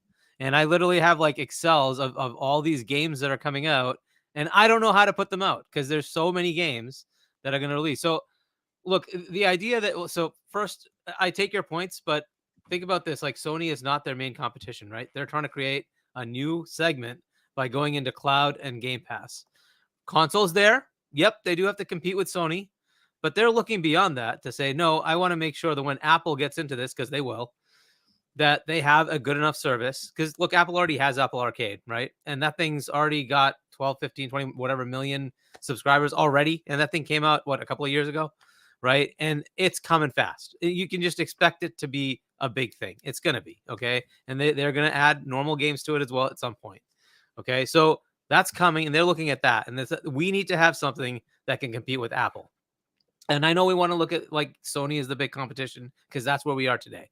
Fine, fair, but Sony is going to be left back. It's going to be the big guys. That's where this is going to go. And they have to look at how much content can they put in that Game Pass now to say this is the de facto standard, and somebody else has to come in and break it, right? And they would have to bring enough content to do that. Sony isn't going to. That's just not going to happen, right? They're not going to be able to. So the idea that they would hold back, yes, in case they need to, right? If they know there's a big game coming, they can coordinate and say, yep, that's where we'll put this game. But in the end, I think what they're going to do is say we're anchoring our service with our first party, and we're responding to Sony with our second party and third party. We're going to bring in a big game into Game Pass and announce that when Sony's going to release a new game, right? To keep mind share on us. We're going to have a second party game come out, but their main first party is going to be, why do you subscribe to Game Pass? Because they're day and date, guaranteed, right? And they're going to put out as many as they can. So as far as Avowed, would it come out next year? I don't think they're going to hold back. I think they're going to just release whatever they can when it makes sense. I do agree with the point of not releasing within a couple of weeks, because the problem with that is if it's very similar, Starfield and Avowed came out within a month, that would be a bad idea. Right, Avowed coming out. Absolutely agree 1,000%. No, right? To put two big RPGs that are literally they're life similar. stealers. Yeah. They're too similar, right? Yeah. Even though they say they're different games, I don't care. They're too similar in what they do. So you'd want to say, okay, look, Starfield comes out. Let's say it does miraculously make it. I don't think it will in the first half. So let's say it's a May release. Then Avowed comes out in November. Okay, that's fine. That's enough of a distance. I could see that happening. Look, they have a lot of games, right? And there's so many we still don't officially know about. And there's some that we've got rumors about, right? So there's a huge slate of games. So I'm not worried about 2024 and 5, right? And by then they have ABK, and that's going to be pumping out games, right? So I'm not worried that their slate wouldn't be big enough. I think they need to catch up. There's a perception Xbox has no games. And there's some fairness to that. And to overcome that, you got to throw out 4, 5, 6, 7, 8 bangers, right? You got to put out games that are 85 plus, 90 plus, and have those continue to suffocate the competition. I agree. You got it. It's not even about the competition. It's about overcoming your own failure, right? Because they have failed the market. That's been the problem. The last 5 years have been a failure for Xbox. That's just the way it is. They've been sporadically putting out games, and it's just not been enough. And Sony, on the other hand, has been putting out massive bangers. That's just a fact, right? Yes. And equivalently, 100%. You could also say Nintendo first party has not exactly missed a step. They have had plenty of good games, okay? And they have Breath of the Wild 2 coming out, Tears of the Kingdom, next year, right? So they're not going to be missing a step. They might even announce the next Mario because that's due, right? So you got some pretty big competition. They have to put out games. They have to overcome their own, failures and say, okay, no, we've got, exclusive games that are brand new IPs, old IPs that are continuing, things like that. They've got to have stuff, right? And so I think they're going to not hold back. What they can't do is override. That's why he's trying to figure out when to put what game, right? That's fair. And then also they have these second-party deals. They have these third-party things coming into Game Pass. They can't, cause problems for their other publishers that are coming into their system, right? So they got to make sure they don't, cause problems for that as well. So that's what he's going to juggle. That's fair. But I don't think they're going to hold back. If Avowed is ready, they will release it next year. If Avowed is not ready, then they'll give it the time it needs. I'm hoping it's at that point where if the studio says, look, I need another 6 months, they won't even think about it because it won't be an issue because they have so many other games. Agree. You know what I mean? So, but they cannot only release Forza Motorsport, Redfall, and Starfield next year. That would be a fail. You can't do it. They've got to have at least 4, if not 5 or 6 games. They have to make up for what they did this year, which is a failure. It's just an absolute fail. Right? They have no AAA games. Now, look, it's going to start with Ghostwire. We're going to get that, whatever, February, March, whenever that came out this year, right? We're going to get that on Xbox. And then they're going to have the other 3 that they announced. Hopefully, they do come out next year. So there's 4 games, but they need to add 1 or 2 more, whichever ones those are. Like Hellblade could be it. Avowed could be there. There could be so many others, right? I don't know when Indiana Jones is coming. That's another game that is out there that we don't know anything about. But there's also the Compulsion game we don't know anything about, an Exile game that we don't know anything about. There's so many games, right? We've got the rumors, right? Little leaks from like folks like Jez, but there's so much coming. And if he's saying that they're going to try to blow us away, because I thought that showcase was pretty good if you took away the date issue, right? That there's nothing coming in 2022. There was plenty of good stuff shown. But if the next showcase is going to blow us away, it had better be I'm seeing 7 or 8 of those exclusives, and they're coming out in the next year, right? And some of them might be in 2023, some of them might be in 2024, right? They need to really kind of do that. So to me, if Avowed is ready to go and it's at least 4 or 5 months away from Starfield, do it, right? Release it. Right, no reason to hold it back. That'd be my gleaning from what I heard from Matt Booty. But again, that's just my opinion, right? I don't. No. Listen, totally right. and it's a good opinion, and everyone knocked it out of the park. We are an hour and 10 minutes into the show. I want to welcome in the 427 people that are here. Again, please share this out on social media. Let's try and get the viewership live. Over 500 viewers. That would be awesome. Before we move on to the big topic, I got to catch up on the super chats. Been quite a few of them. And one from yesterday that came in as we went off the air. Gamer by choice, good friend, generous friend of the program. He dropped a $5 super chat and says, my humble opinion is Sony are afraid that Microsoft will use the same strategy Sony would use to control the gaming industry, and it frightens them. Indeed, it does. But we also have some other super chats that were dropped today. One from Drawn TJ drops an additional $5 super chat and says, this show is going to be fire. Everyone hit that like button for Boom. Definitely appreciate that, Drawn TJ. Sarah Grant drops a very generous £4.50 super chat. Says strategy, PlayStation remake and remaster, Xbox backward compatibility, and new IP. Which do you think wins this generation? And I think it's Microsoft. Boss Red 77 drops a very generous $5 super chat and says, dinner with Boom and friends. Yes, pasta, steak, and potatoes. And I actually had potatoes today, but with chicken, not steak, because I gave up red meat many, many years ago. Thank you so much for the generosity, Boss Red. And Highlander 001 drops a very generous $10 super chat and says, hey guys, hope you and your family are okay. Watching Hoglore right now, and he is going over Microsoft replay to the CMA. Microsoft offered Call of Duty parody for 3 years, and Jim Ryan is saying no, WTF. Yeah, indeed, it's crazy that that would actually happen, where he would say no, but you know what? Maybe that bites Jim in the rear. Maybe at the end of the day, folks, you have Microsoft, who is probably pretty pissed right now. And this deal does go through potentially with no concessions. You know what? Maybe Microsoft turns around and says, you know what? We're not offering that deal anymore. It's over in 2024. And you know, at that point, Jim Ryan is shaking in his boots, because at that, you turned down the 3-year extension that gave you Call of Duty for 2020 all the way through 2027. I don't know what happens after that, but if this deal does go through with no concessions, and it appears that it might, Jim Ryan and company are in trouble, in my opinion. But listen, what we are here to talk about next, folks, is what happened a couple of days ago on Twitter. And this all started from Twitter user Millie A. And it's Millie A. Mand on Twitter. She is an entertainment media data analyst. She is stats crazy. And according to her bio, I own and play all 3 consoles. Opinions are mine. No requests, please. And what I found interesting about people calling her an insider is, before all of the Silent Hill releases that came the way of today's announcement, she looks like she has a Silent Hill header on her account, which I thought was very, very funny. And she had this days ago. So, again, I don't know how true she is of an insider, but needless to say, what took the interwebs by storm are 2 particular tweets that we're going to debate wildly here.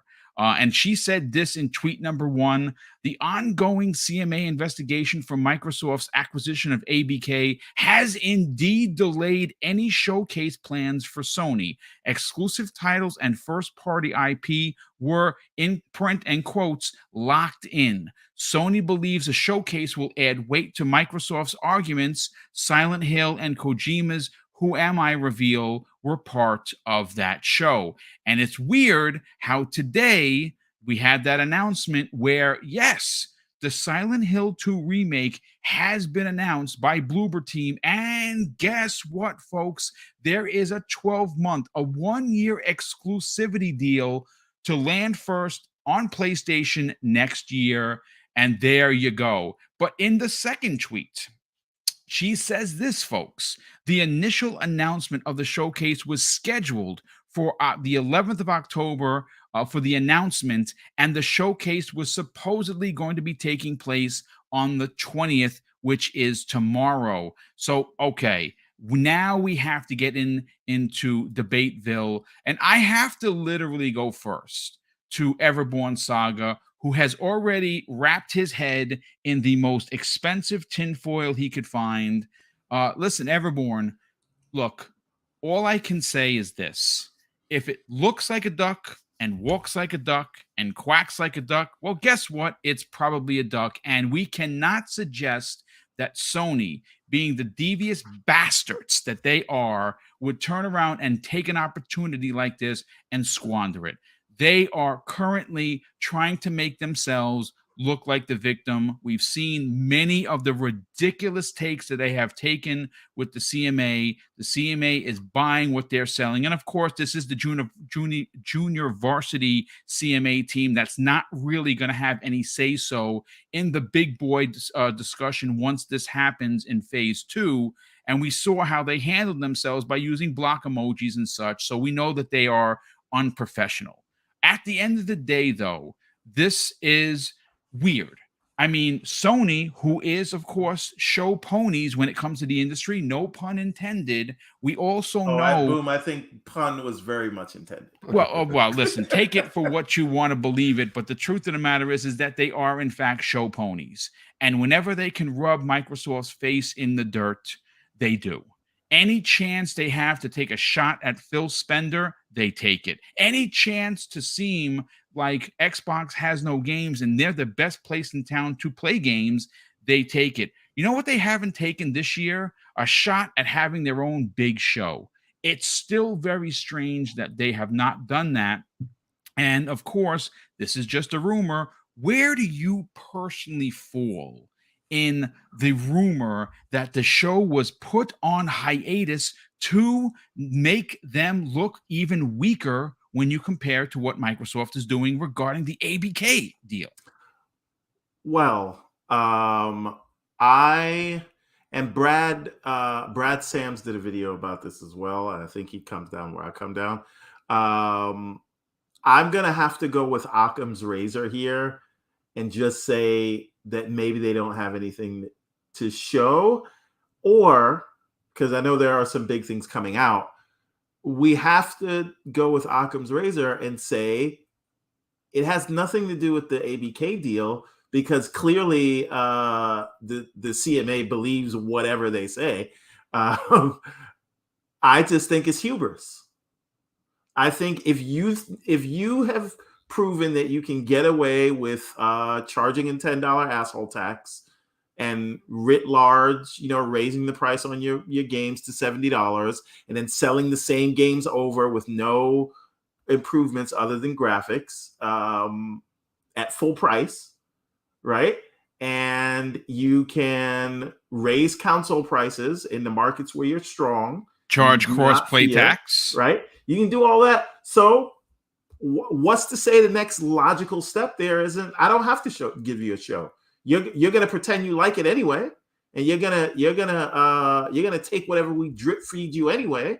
So, and every time we show you something in a single game in a state of play, you say all is forgiven. Right? How weird was the rollout for Ragnarok in terms of marketing? I've never seen Sony move that way. So I just think that they didn't do a show because they don't have to. And I think their fans are perfectly fine with that. Everborn, you disappoint me with your solid, well-reasoned, non-ridiculous theory take here. Come on now. No. Whiz pop. Come on now. Wait a minute. Where's the other Everborn? Give us some time. Listen, I don't know. Maybe that one got lost going to get dinner from the Japanese restaurant. Please go find him. Put him on the GPS. This is my hot take: is that Everborn is a Skrull. He's been taken away. Yeah. No, it's me. It is me. I know I wasn't on camera. See, they can look just like you. He's in outer space somewhere, and this is a Skrull that's down here in this. Chat. I can't tell if his ears are pointy because he's wearing headphones, so he just might be a Skrull, ladies and gentlemen. Okay, I'm sorry. So here's the thing. I like what. Don't put hubris past Sony. They have the most. So you think arrogance is the champion of the day? 1,000% is arrogance. Interesting. Because again, the CMA already believes them. They could have a show. The CMA has literally said, and Hogue is doing his video or did his video earlier today, and I have read most of the CMA's full text, and then I'm working my way through Microsoft's response to that right now. The CMA has taken what Sony has said word for word. So the CMA has literally said that Spider-Man doesn't matter, right? This is what they said. The CMA has literally said that Nintendo not needing Call of Duty doesn't matter, even though they were able to differentiate themselves without it, right? They said Steam no longer having Call of Duty doesn't matter. They even said that we don't care about the numbers you're providing us, Microsoft. We want to do not a quantitative analysis where you base it on numbers and statistics and market share and hours played and all those things, right? They said we want to do a qualitative analysis, which means basically I made it up. And whatever narrative we want to go with, we're going to say what we have to say to paint the picture we want to paint. So I don't think Sony needs to do anything else. And they basically have carte blanche of, hey, Sony, you are allowed to do timed exclusives. and you are allowed to degrade content on other people's platforms, but Microsoft isn't, right? So what difference does it make if they do a show? Well, that to me is exactly why I went out there, and I was told that I may get some backlash because of it. I went on yesterday's Xbox Factor podcast and called CMA to the carpet and actually personally and publicly accused them of collusion and corruption, just based on exactly what you're saying. Again, Occam's razor, I'm going to lean on incompetence. And here's my conspiracy theory. I told you I had a good one. All this hooting and hollering, right? All of this consternation, the CMA and the FTC and the EU Commission are all going to approve the deal with little to no concessions. 100%. Yep. Right? All of this is just for show. It's posturing. Just to say that they've done their due diligence. That's my personal opinion. The CMA, this is one of their first large mergers post Brexit. And they want to prove that they are an authority and you have to listen to them. And they want to get their position in before the EU does. So that they can prove that they're separate. Again, CMA is much to do about nothing. It's going to go through and all of these things are going to play out more or less the way Brazil played out. Listen, I love the opinion. I think that you might be onto something. I like the hubris terminology. I like the razor's edge kind of a thought that you don't had. Forget the simp fans. Simp fans. Yeah, don't forget about the simp fans. Listen, let's get to the mag because he's got to bounce out of here at 9:00 to the number. And then, of course, we're going to bring in our special guest, Hargeet Chani. But Mag, look. Yes. Where do you fall on this? Because look, like I said, and let me just do a little, pondering here for a second. I know that there's a lot of people that wanted us to talk about the confirmed blocking mechanism in Call of Duty during the Activision deals. Well, guess what, folks? That is a great one. But tomorrow at 12 p.m. Eastern Standard Time, I am sitting down with the one and only Window Gaming Central's Miles Dompierre to talk exactly about that topic, to get his opinion on it. And we're also going to talk about the Silent Hill 12-month exclusive coming out the way it did based on what we're talking about tonight. Don't forget, tomorrow, 12 p.m. Eastern Standard Time, Miles Dompierre from Windows Central Gaming is sitting down one-on-one with me. And that Call of Duty conversation is going to be talked about for the entire show. Boom. Just to kind of throw my point home, how is it not hubris to, after reading the CMA's response and their position on locking away content from rivals, right? And Sony is the market leader, to announce that, by the way, we have some other content locked away. Yes, right. Ridiculous. You only do that if you have balls of steel, or you're the big bully in the schoolyard. So and this is it. They're doing everything they're doing because they can. Yeah, absolutely. You're absolutely correct. But listen, the mag. What are your thoughts on my personal theory of potentially them not doing a show, which is extremely odd. And we've talked about it before. No God of War anywhere. Normally they're out there banging boy all over the place, and we haven't seen anything. It's coming out soon. What are your thoughts on this? Listen, this is right up my alley, because you know that this is what I like to talk about. Sony has a long history of being snakes and scumbags. We know this. Thank you, sir. That is their speciality, as Obi-Wan Kenobi likes to say. You know what I mean? Being a scumbag is my speciality, Lord. That is exactly what they do. So anyways, the point is, by the way, Boom's face got really big. There we go. Okay, we're back in business. Here's the thing. This is 100% strategic. They are in a stare down with Microsoft. What they're doing, they're waiting to see who's going to blink first. Now, the reason why they're keeping quiet is the same reason why Microsoft is keeping quiet. I believe that Microsoft is keeping quiet. They're doing that. They're playing that, look, we have nothing game right now. And they're doing that kind of thing to get that, you know what I mean? To get that ABK deal going right now. They're not dropping all these big games in Game Pass. They easily could have got Gotham Knights into Game Pass. They easily could have got, well, sorry, they got Plague Tale, but they could have got the what the hell's that bloody game coming out in November? Can't remember the damn name. Anyways, point is, they could have got these third-party games in there. Okay, they could have done these things. They could have made moves they could bolster the 2021 lineup. Remember we talked about this in the summer, where we said, "Hey guys, maybe it'd be a good idea to like maybe get all these third-party games, even Saints Row, which was not really a great game. They could have got that in there.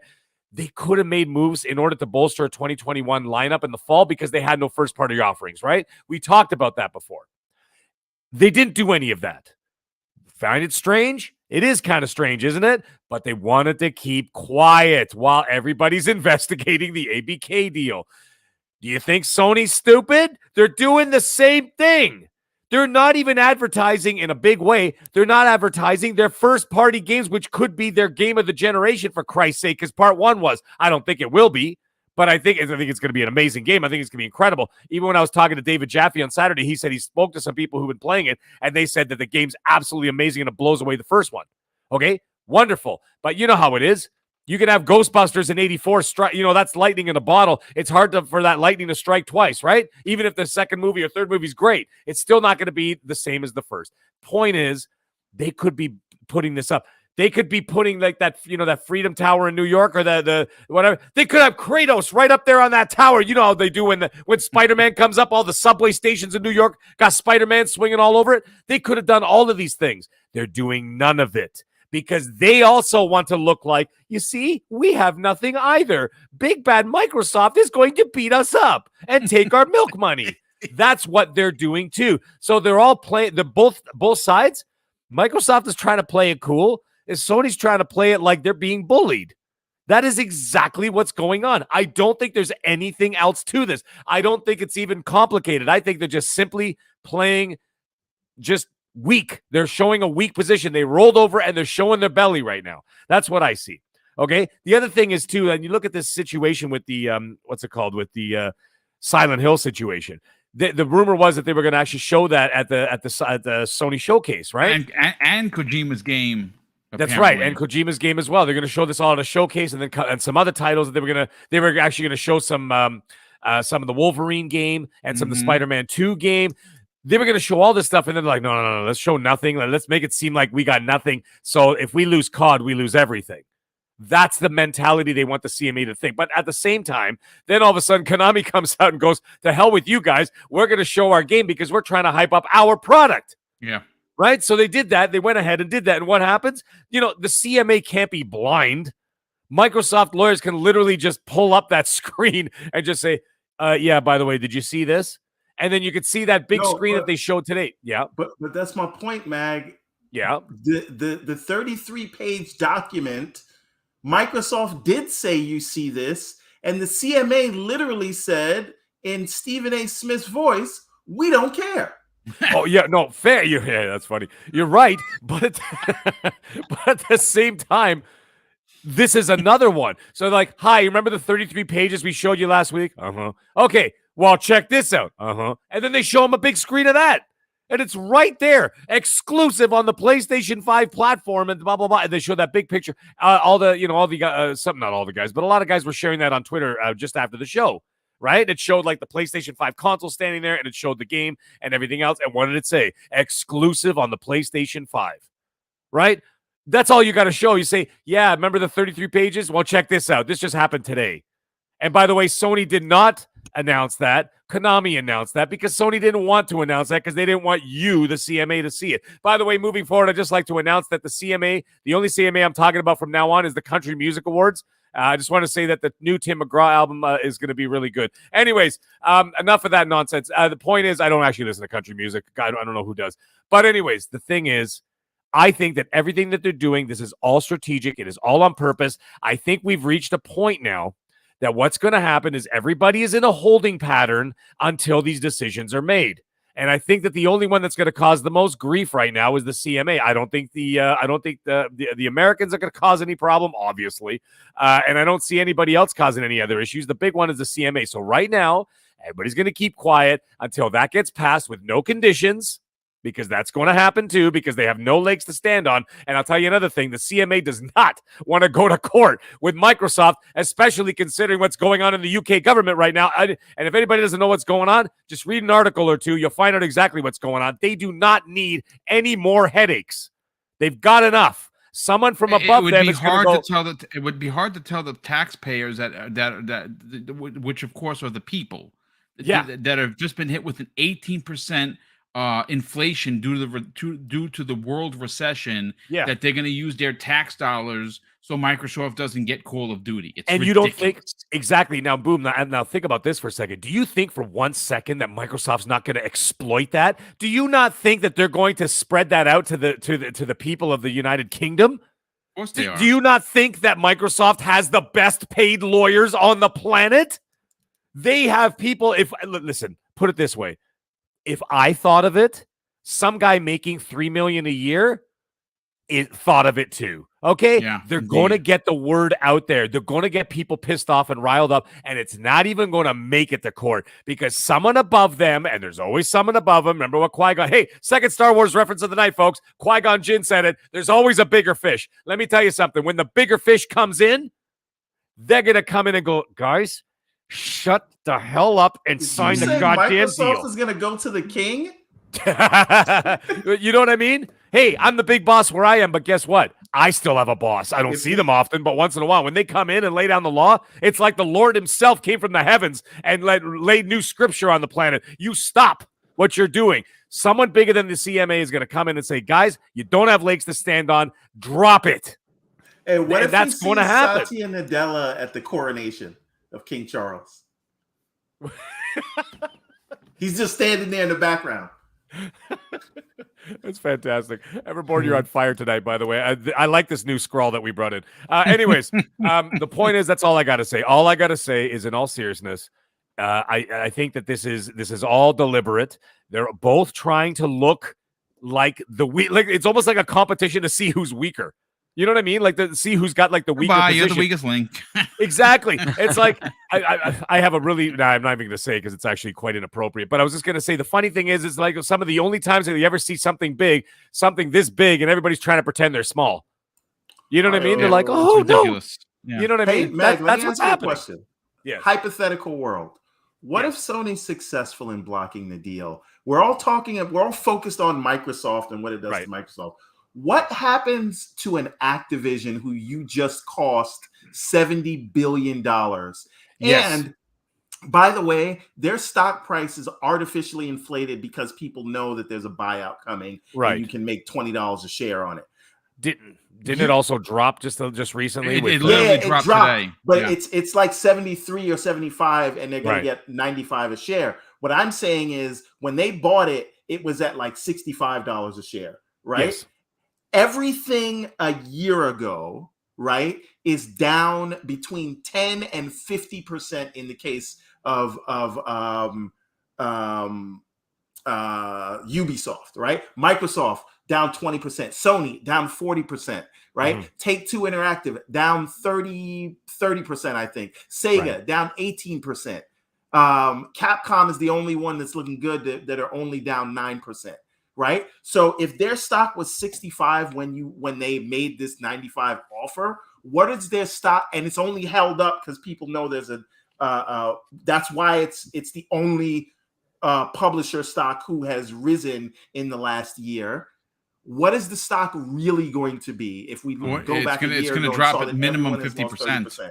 And by the way, if it doesn't go through, there is no COD in 2023. What is really going to happen to the stock? I think that if Sony will have caused that, Sony will tank. If this were to happen, people will be idiots will be celebrating in the streets, not realizing what they just did. It's going to tank Activision.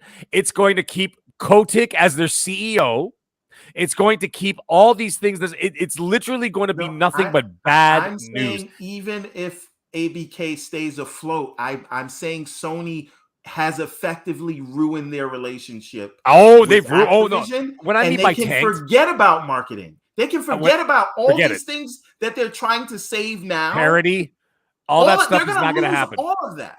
Yep, you're going to lose all that. And the thing is, yeah, you're absolutely right. 100%. You're going to lose all that. So actually, in the end, this is a fool's errand. This is something that they shouldn't be pursuing. Yeah. I understand they have to follow through because they have to show some face.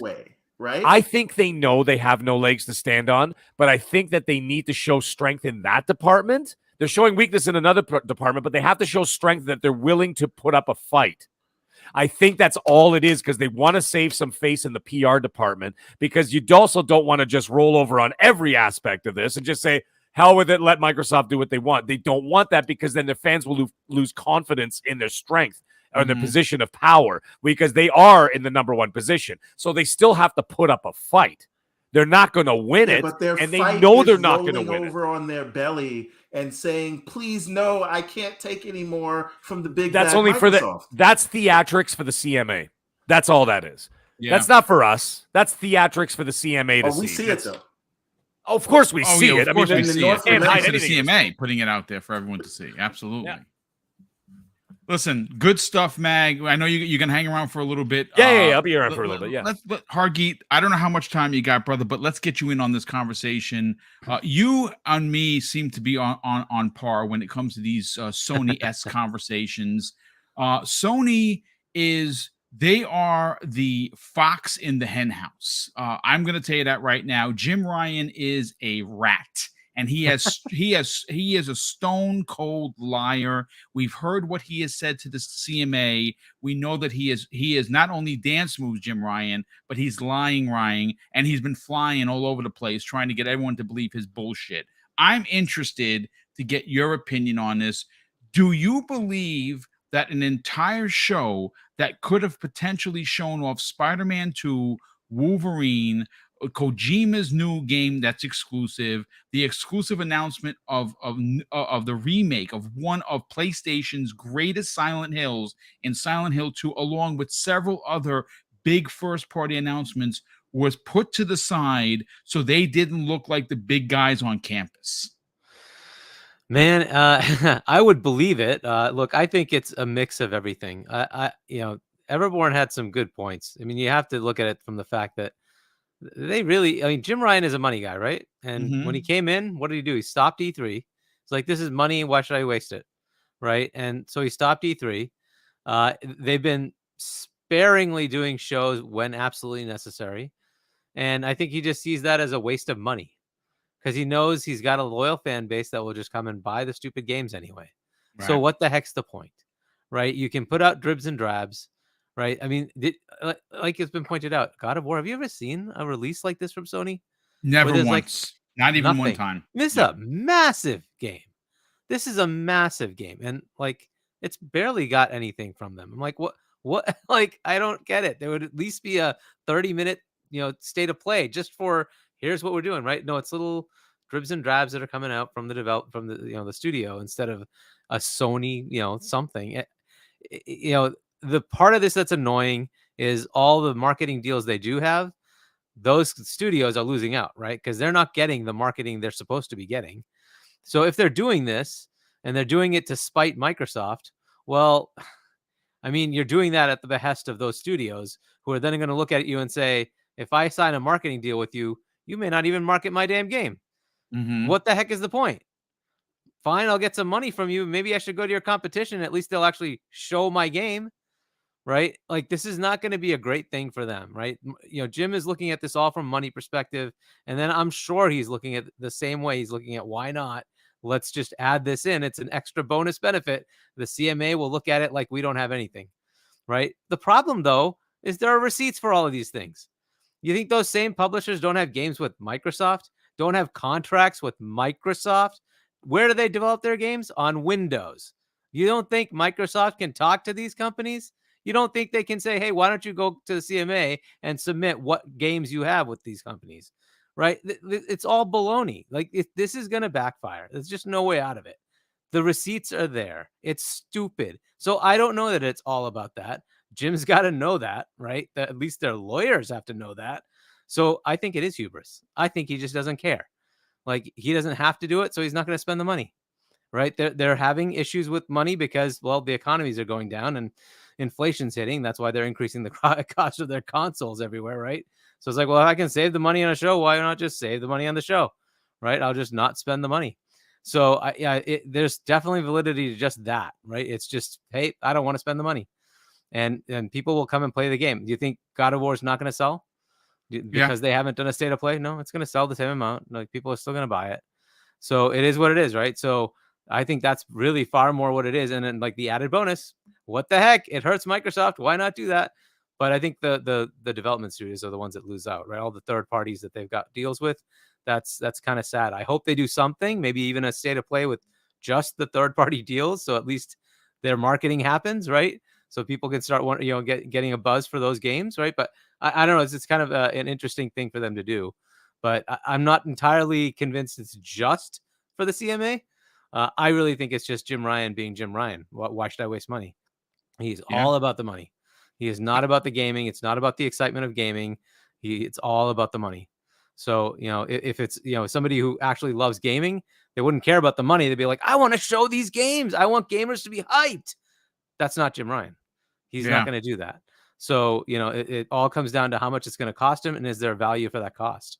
So I'm far more in line with, disappointingly to you, I'm sure, Boom, with Everborn on this one. I think it's I like the opinions. I'm my tinfoil hat is glued on. It's not coming off.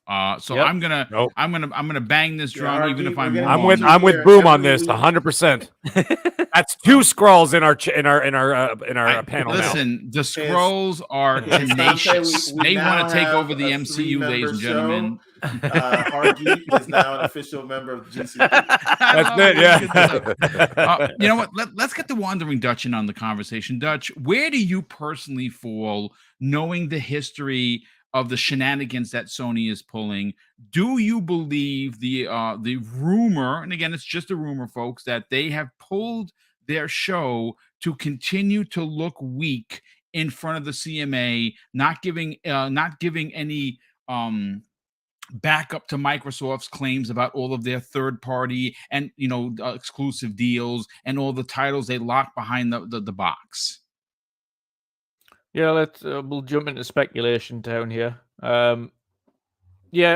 Obviously, aside from the fact that this person that's posted it is a PlayStation fan on Twitter, I don't know where her credibility is, to be honest.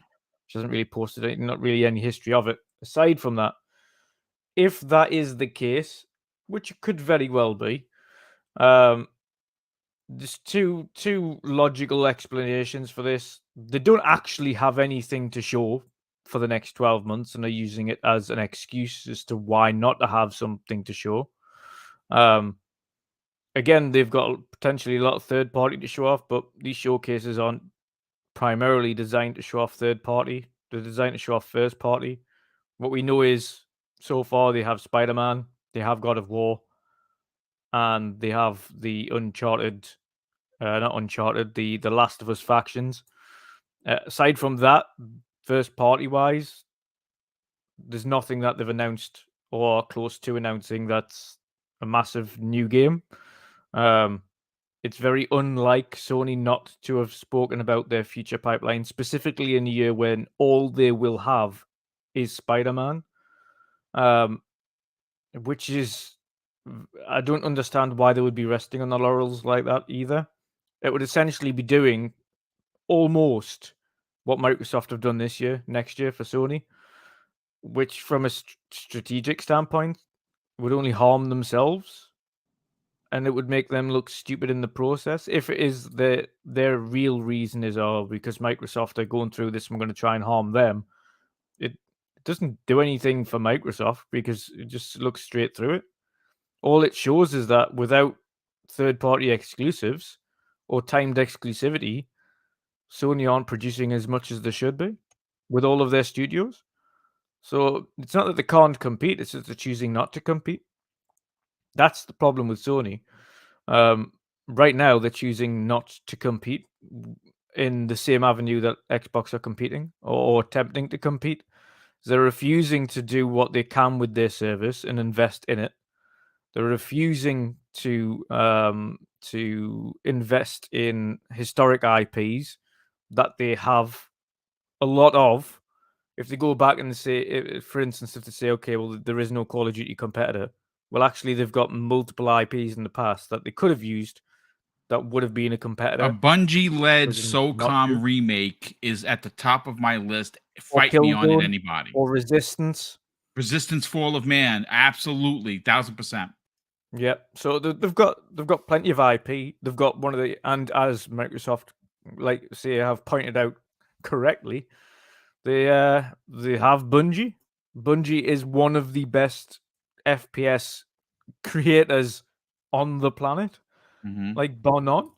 So I mean, they made Xbox a thing, right? It was Bungie that made Xbox a thing. That is correct. Exactly. So to say that they can't compete is absolute fallacy anyway. But yeah, it's a case of obviously speculation station. I think if this is in fact what's happening, it's hilarious because it's as Hargeet pointed out, it's absolutely going to backfire because at the end of the day, as much as the huffing and puffing from the CMA are liking to try and do on Twitter and social media to try and show they're the big guys, when facts come to facts, and that's ultimately what it will go down to, the facts will speak for themselves. Another point that I want to bring up as well was one of the things in those documents that I found hilarious was that Xbox essentially pointed out that PlayStation were making out that they would lose a lot more money than they would. They're saying, well, actually, no, we have those internal documents. Sony have stated that they're going to lose X amount of money, but we know that not to be the case. It's actually less than they're claiming. So they're saying they're going to lose far more from this COD going exclusive than they would. So that's another one there. And again, another hypothetical from Sony is, okay, well, if we lose 100% of our players that play Call of Duty to Xbox, but again, you're never going to lose, even in the wildest dreams, 100% of your COD PlayStation they players. Would still, you know what, to that point, even Dutch, then, they would still be making $3 billion in profit. Yeah, they'd still be much larger, but even if they lost, like you say, even if they lost 100% of the players that are on PlayStation that play Call of Duty, there would still be double the size of user base that Xbox currently have. But no, there is in no world is 100% of your players that are playing Call of Duty on PlayStation currently going to suddenly just switch allegiance to Xbox. Like that's never going to happen, let's face it.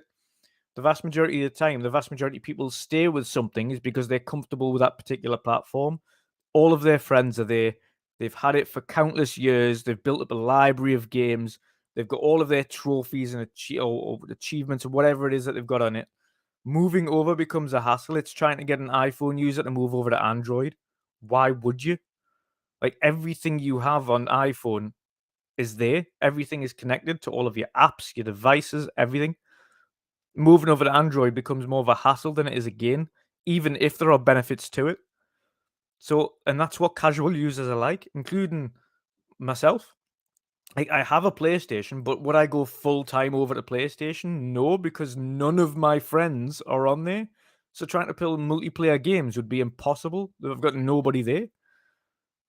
So there's obviously benefits to it in that you will get an X game. Yeah, but that for the users, that makes no sense. So yeah, 100% of players are not going to shift over. If anything, you might be 5 to 10% of your players are going to shift over at most, and they're going to be the ultimate die-hard Call of Duty fans. The rest of them aren't going to be bothered. And again, Microsoft have themselves stated and also put the link to Phil Spencer's tweet, like, we are keeping Call of Duty on PlayStation. Not only that, but it would be a financial degradation for ourselves if we were to remove Call of Duty from any platform. Why would we harm our own financial revenue streams by removing it from a completing platform that is quite obviously very profitable for us? Like, it makes sense to keep it there financially. So why would we remove it? In terms of keeping games off Game Pass as well, it's just Jesus wept. It's we know that we've seen documents before that do that. And I don't think, at the end of the day, I don't think Xbox really care at this stage. It's just a case of, we just want to get this deal done. We don't care if we've got to keep those games off Game Pass for the next 2-3 years. Mm-hmm. Once those years are up, we'll do whatever the hell we like. Microsoft are not messing around here. And like I say, at the end of the day, facts are facts, boom. When the CMA ultimately go through every one of these facts, financial documents, all of the facts behind the scenes, the deal will close. Sony will have to answer to Microsoft if they want anything to do with Call of Duty, and that'll be it. Yeah, no. I mean, listen, good stuff. Kay Asante, we're going to come to you last, brother, because you have the most precise point I want you to make. I know you're going to be, I can't believe I'm saying this, you're going to be agreeing with everyone, at least from what I understand. Let's bring in Crispy Bomb. Crispy, where do you might be wrong, but continue, sir. No, listen, it's true. It's true. But Crispy, where do you fall on this Skrull war? Are you our Skrull, or are you a part of the MCU and you believe where me and Mag are? How about I don't know, I'm an Eternal or something and I'm in between, you know. Okay, I like it. Yeah, I mean, could it be? Sure. If it came from a more credible source, I think we'd be talking a lot differently right now.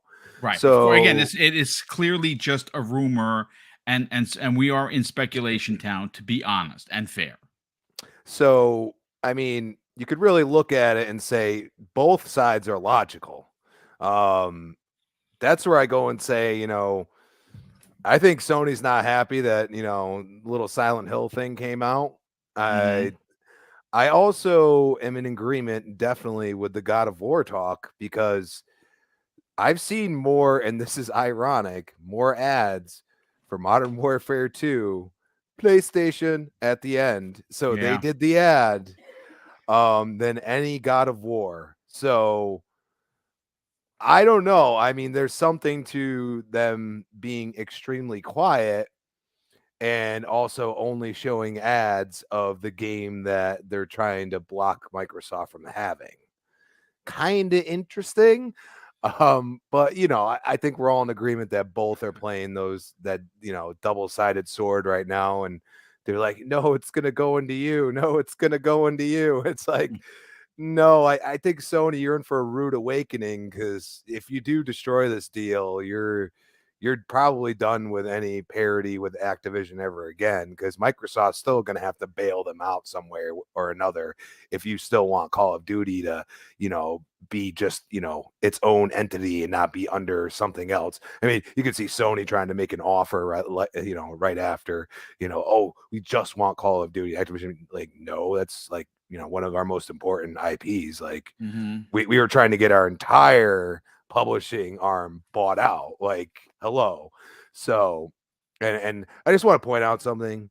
Is Bloober Team good now?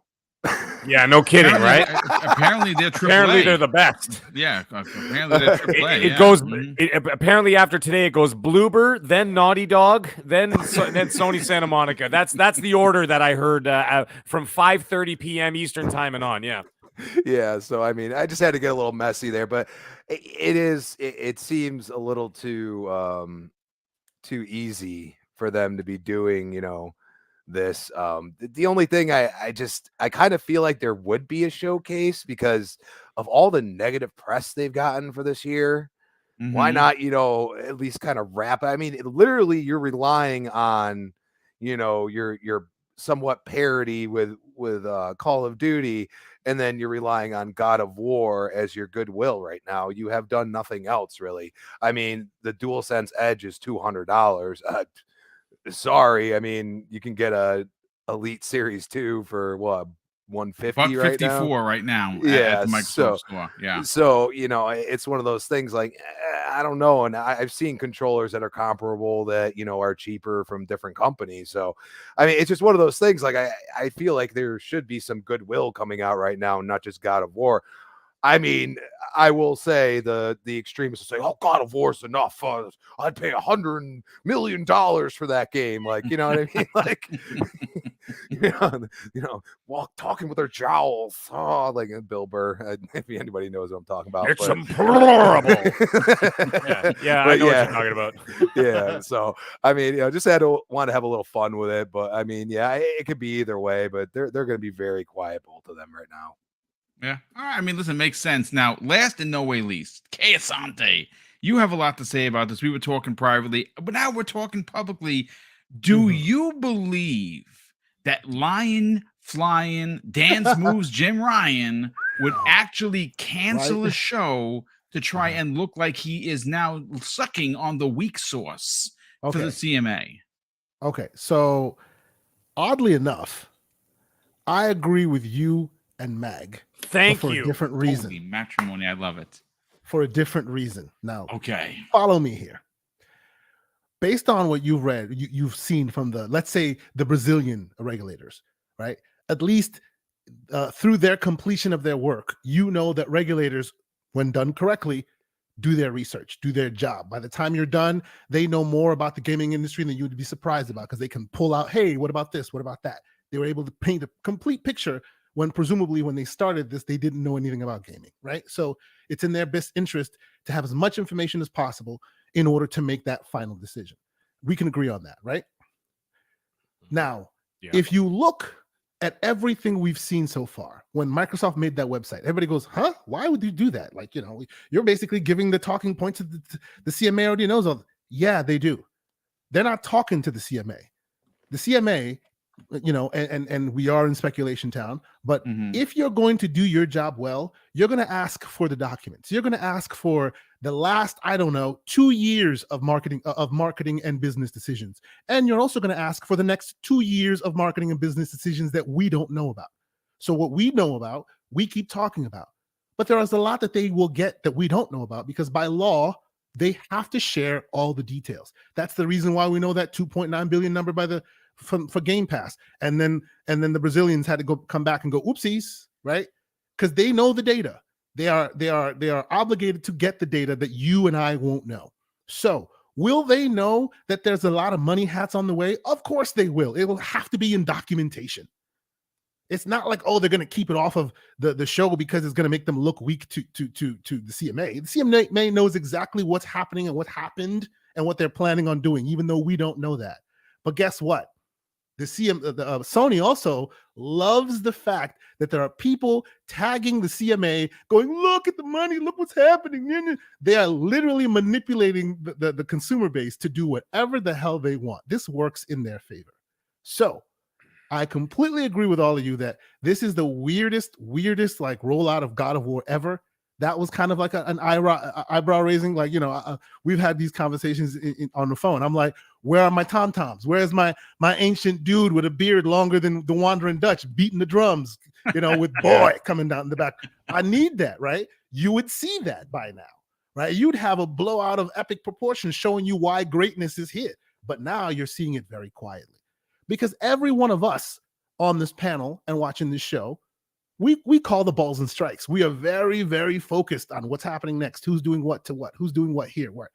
But there are millions of PlayStation diehard fans who pay barely any attention. And to them, the prices are raised. I hear Microsoft's buying stuff. Some of these people out here on in the videos talking about, hey, CMA, do something about it. They're not all disingenuous. Many of them are just uninformed, and they really believe the crap that's spilling out of their mouth, right? And to them, Microsoft, Jim Ryan can literally play them like a fiddle, can do one of these things. They're doing one of these things. You know what I'm saying? And it's working. It's absolutely working, right?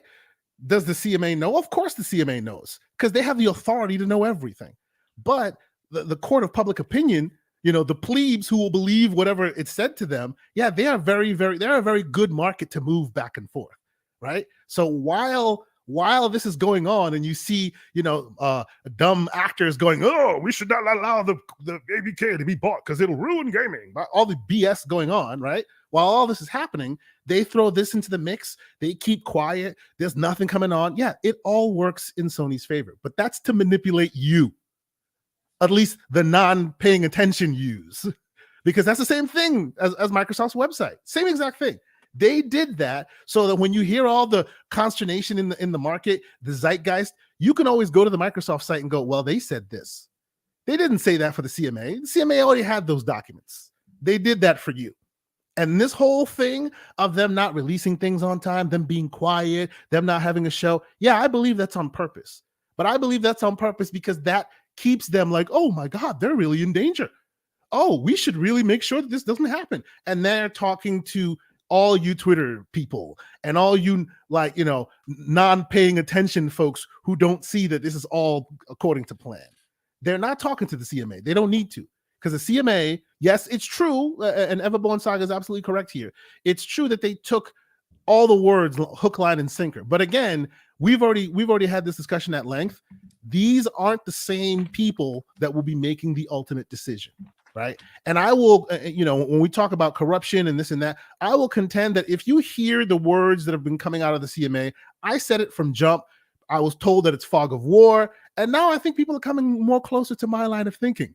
This guy, and by this guy, I mean Mr. Ryan, Britain's home base. You don't own Britain for Sony without making some friends.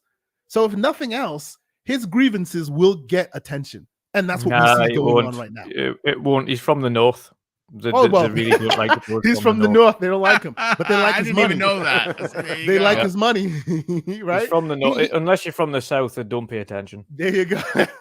but you understand what I'm saying. Thank you for clearing that up, Mr. Wandering Dutch. But I appreciate you understand that. what I'm saying. If nothing else, he's been in those offices before. He's had those conversations with those individuals before a time or two. Being the representative for Sony in the UK, you will have conversations with these folks a lot. They are titans of industry that, just like you, that you can then have whether it be professional or whatever, you may have relationships with them. And as such, when your grievances are aired, they get aired really loudly because guess what? We know you.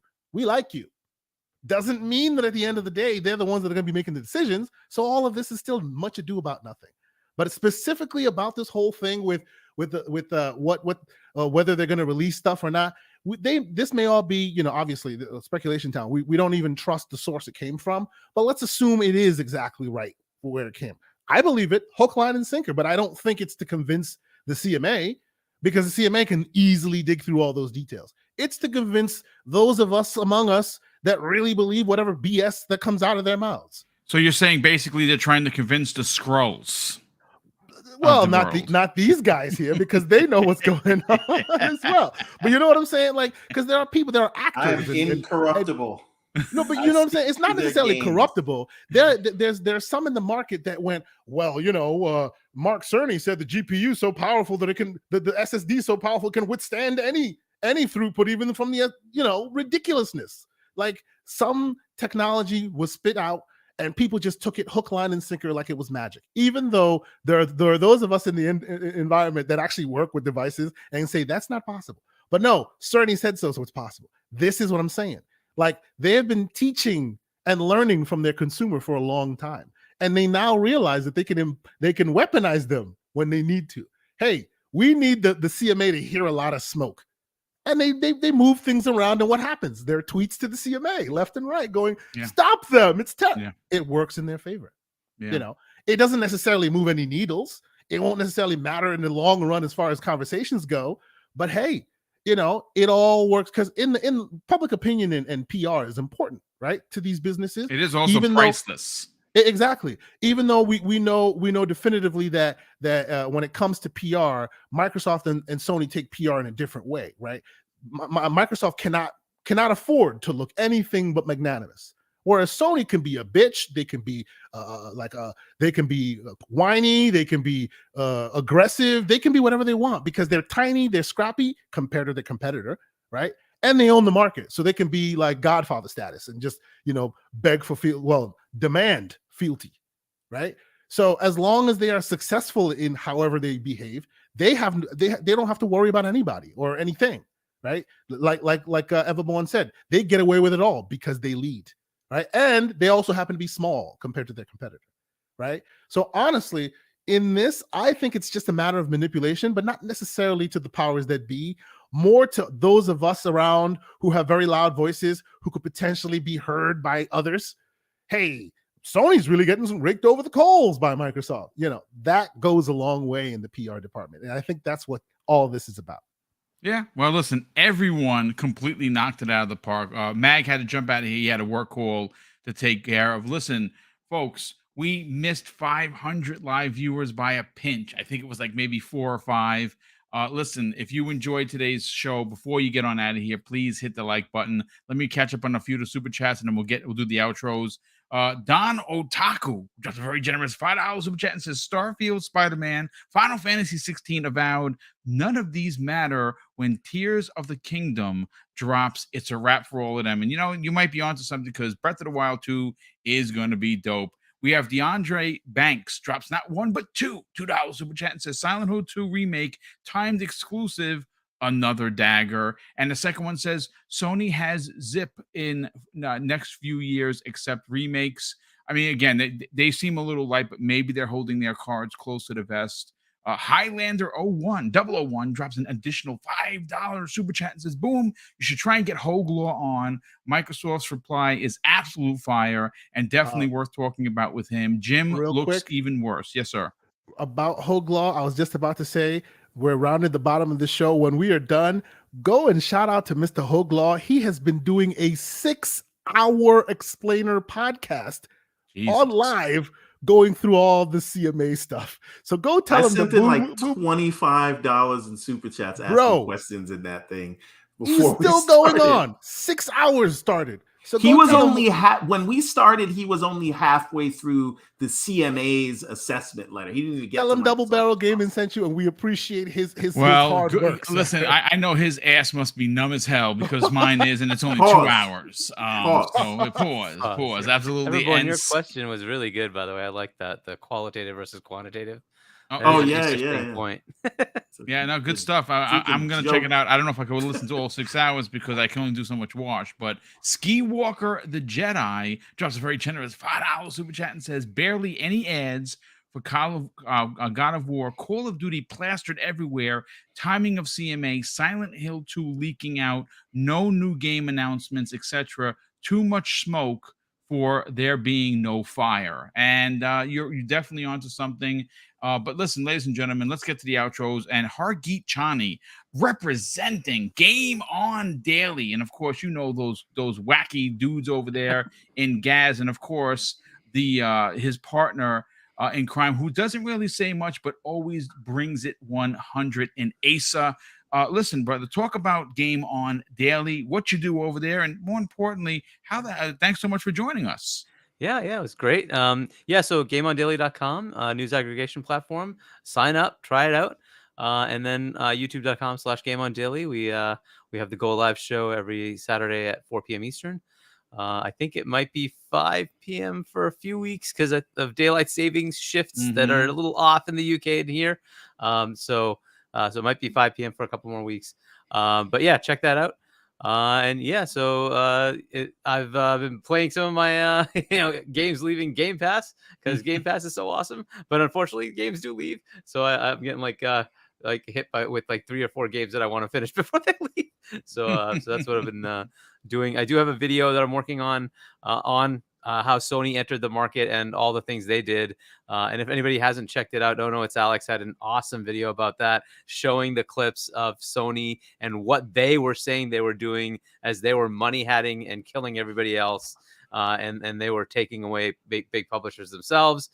So that's what they were doing. And now it's turning around and going back into their face. Microsoft's doing it to them, and they don't like it. So that's going to be a next video that I make.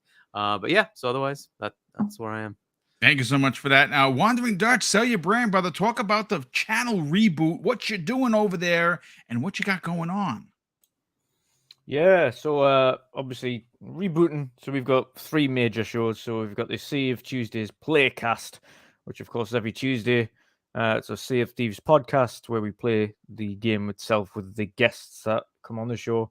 Every Wednesday, of course, including this evening, just before this one, we had our Midweek Mix-Up podcast, which is our main show. And every Sunday, of course, we have our weekend edition, which is a little bit more relaxed, including talking about pop culture, comics, Marvel, you name it. Yes, I'm also on Box and Burgers World of Gaming every Thursday. And this weekend, Gaz has actually asked me to come on to Game On Daily. Gaz himself isn't there this week, so Asa will be taking the reins. Good luck to him.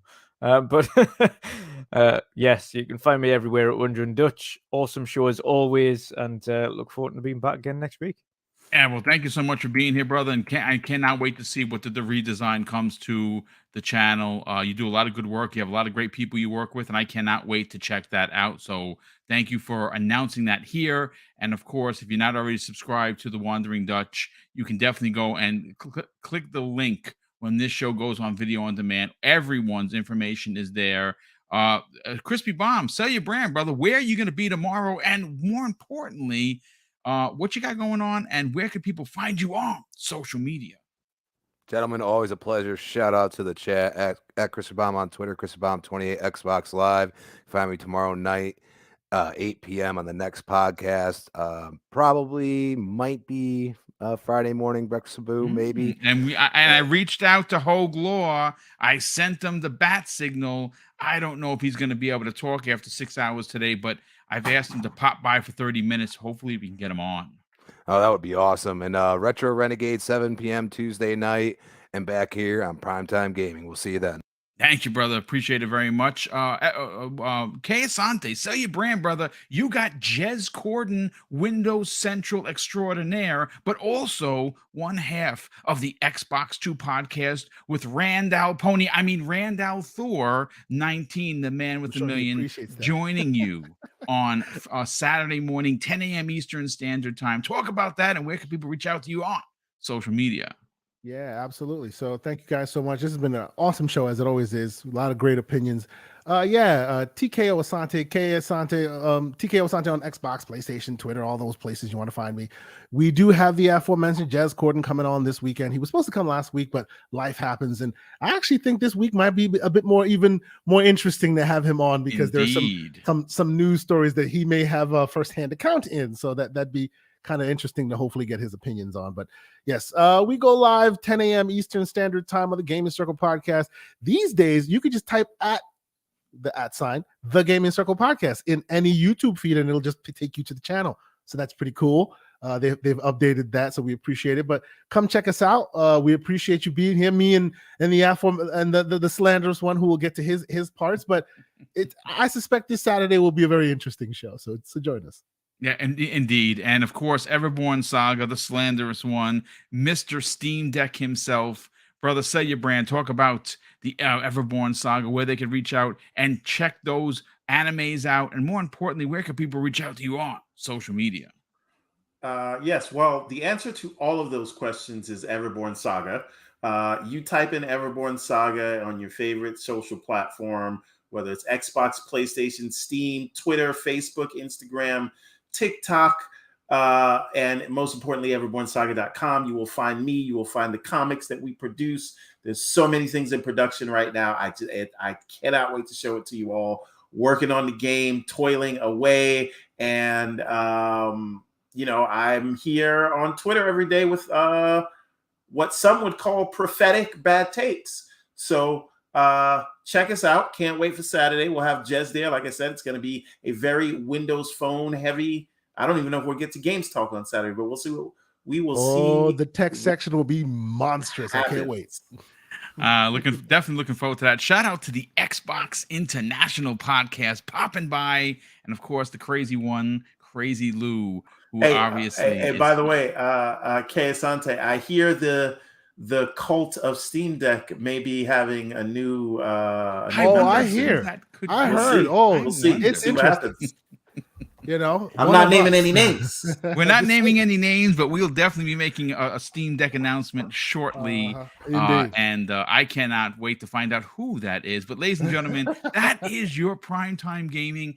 Thank you so much for being here. We had almost 500 people here. Lots of new faces. If you're new and you're finding Double Barrel Gaming, folks, I have become a full-time streamer 5 days a week, 5 different panels, 5 different shows, all great content to to keep you busy during your day. Please check that out. Hit that subscribe button. Hit that that notification bell, and also consider sharing this information on social media. Of course, I want to say a big thank you again to the panel for doing an amazing job last Wednesday and just knocking it out of the park. And Hargeet Chani was a part of keeping this show afloat while I handled some serious family business.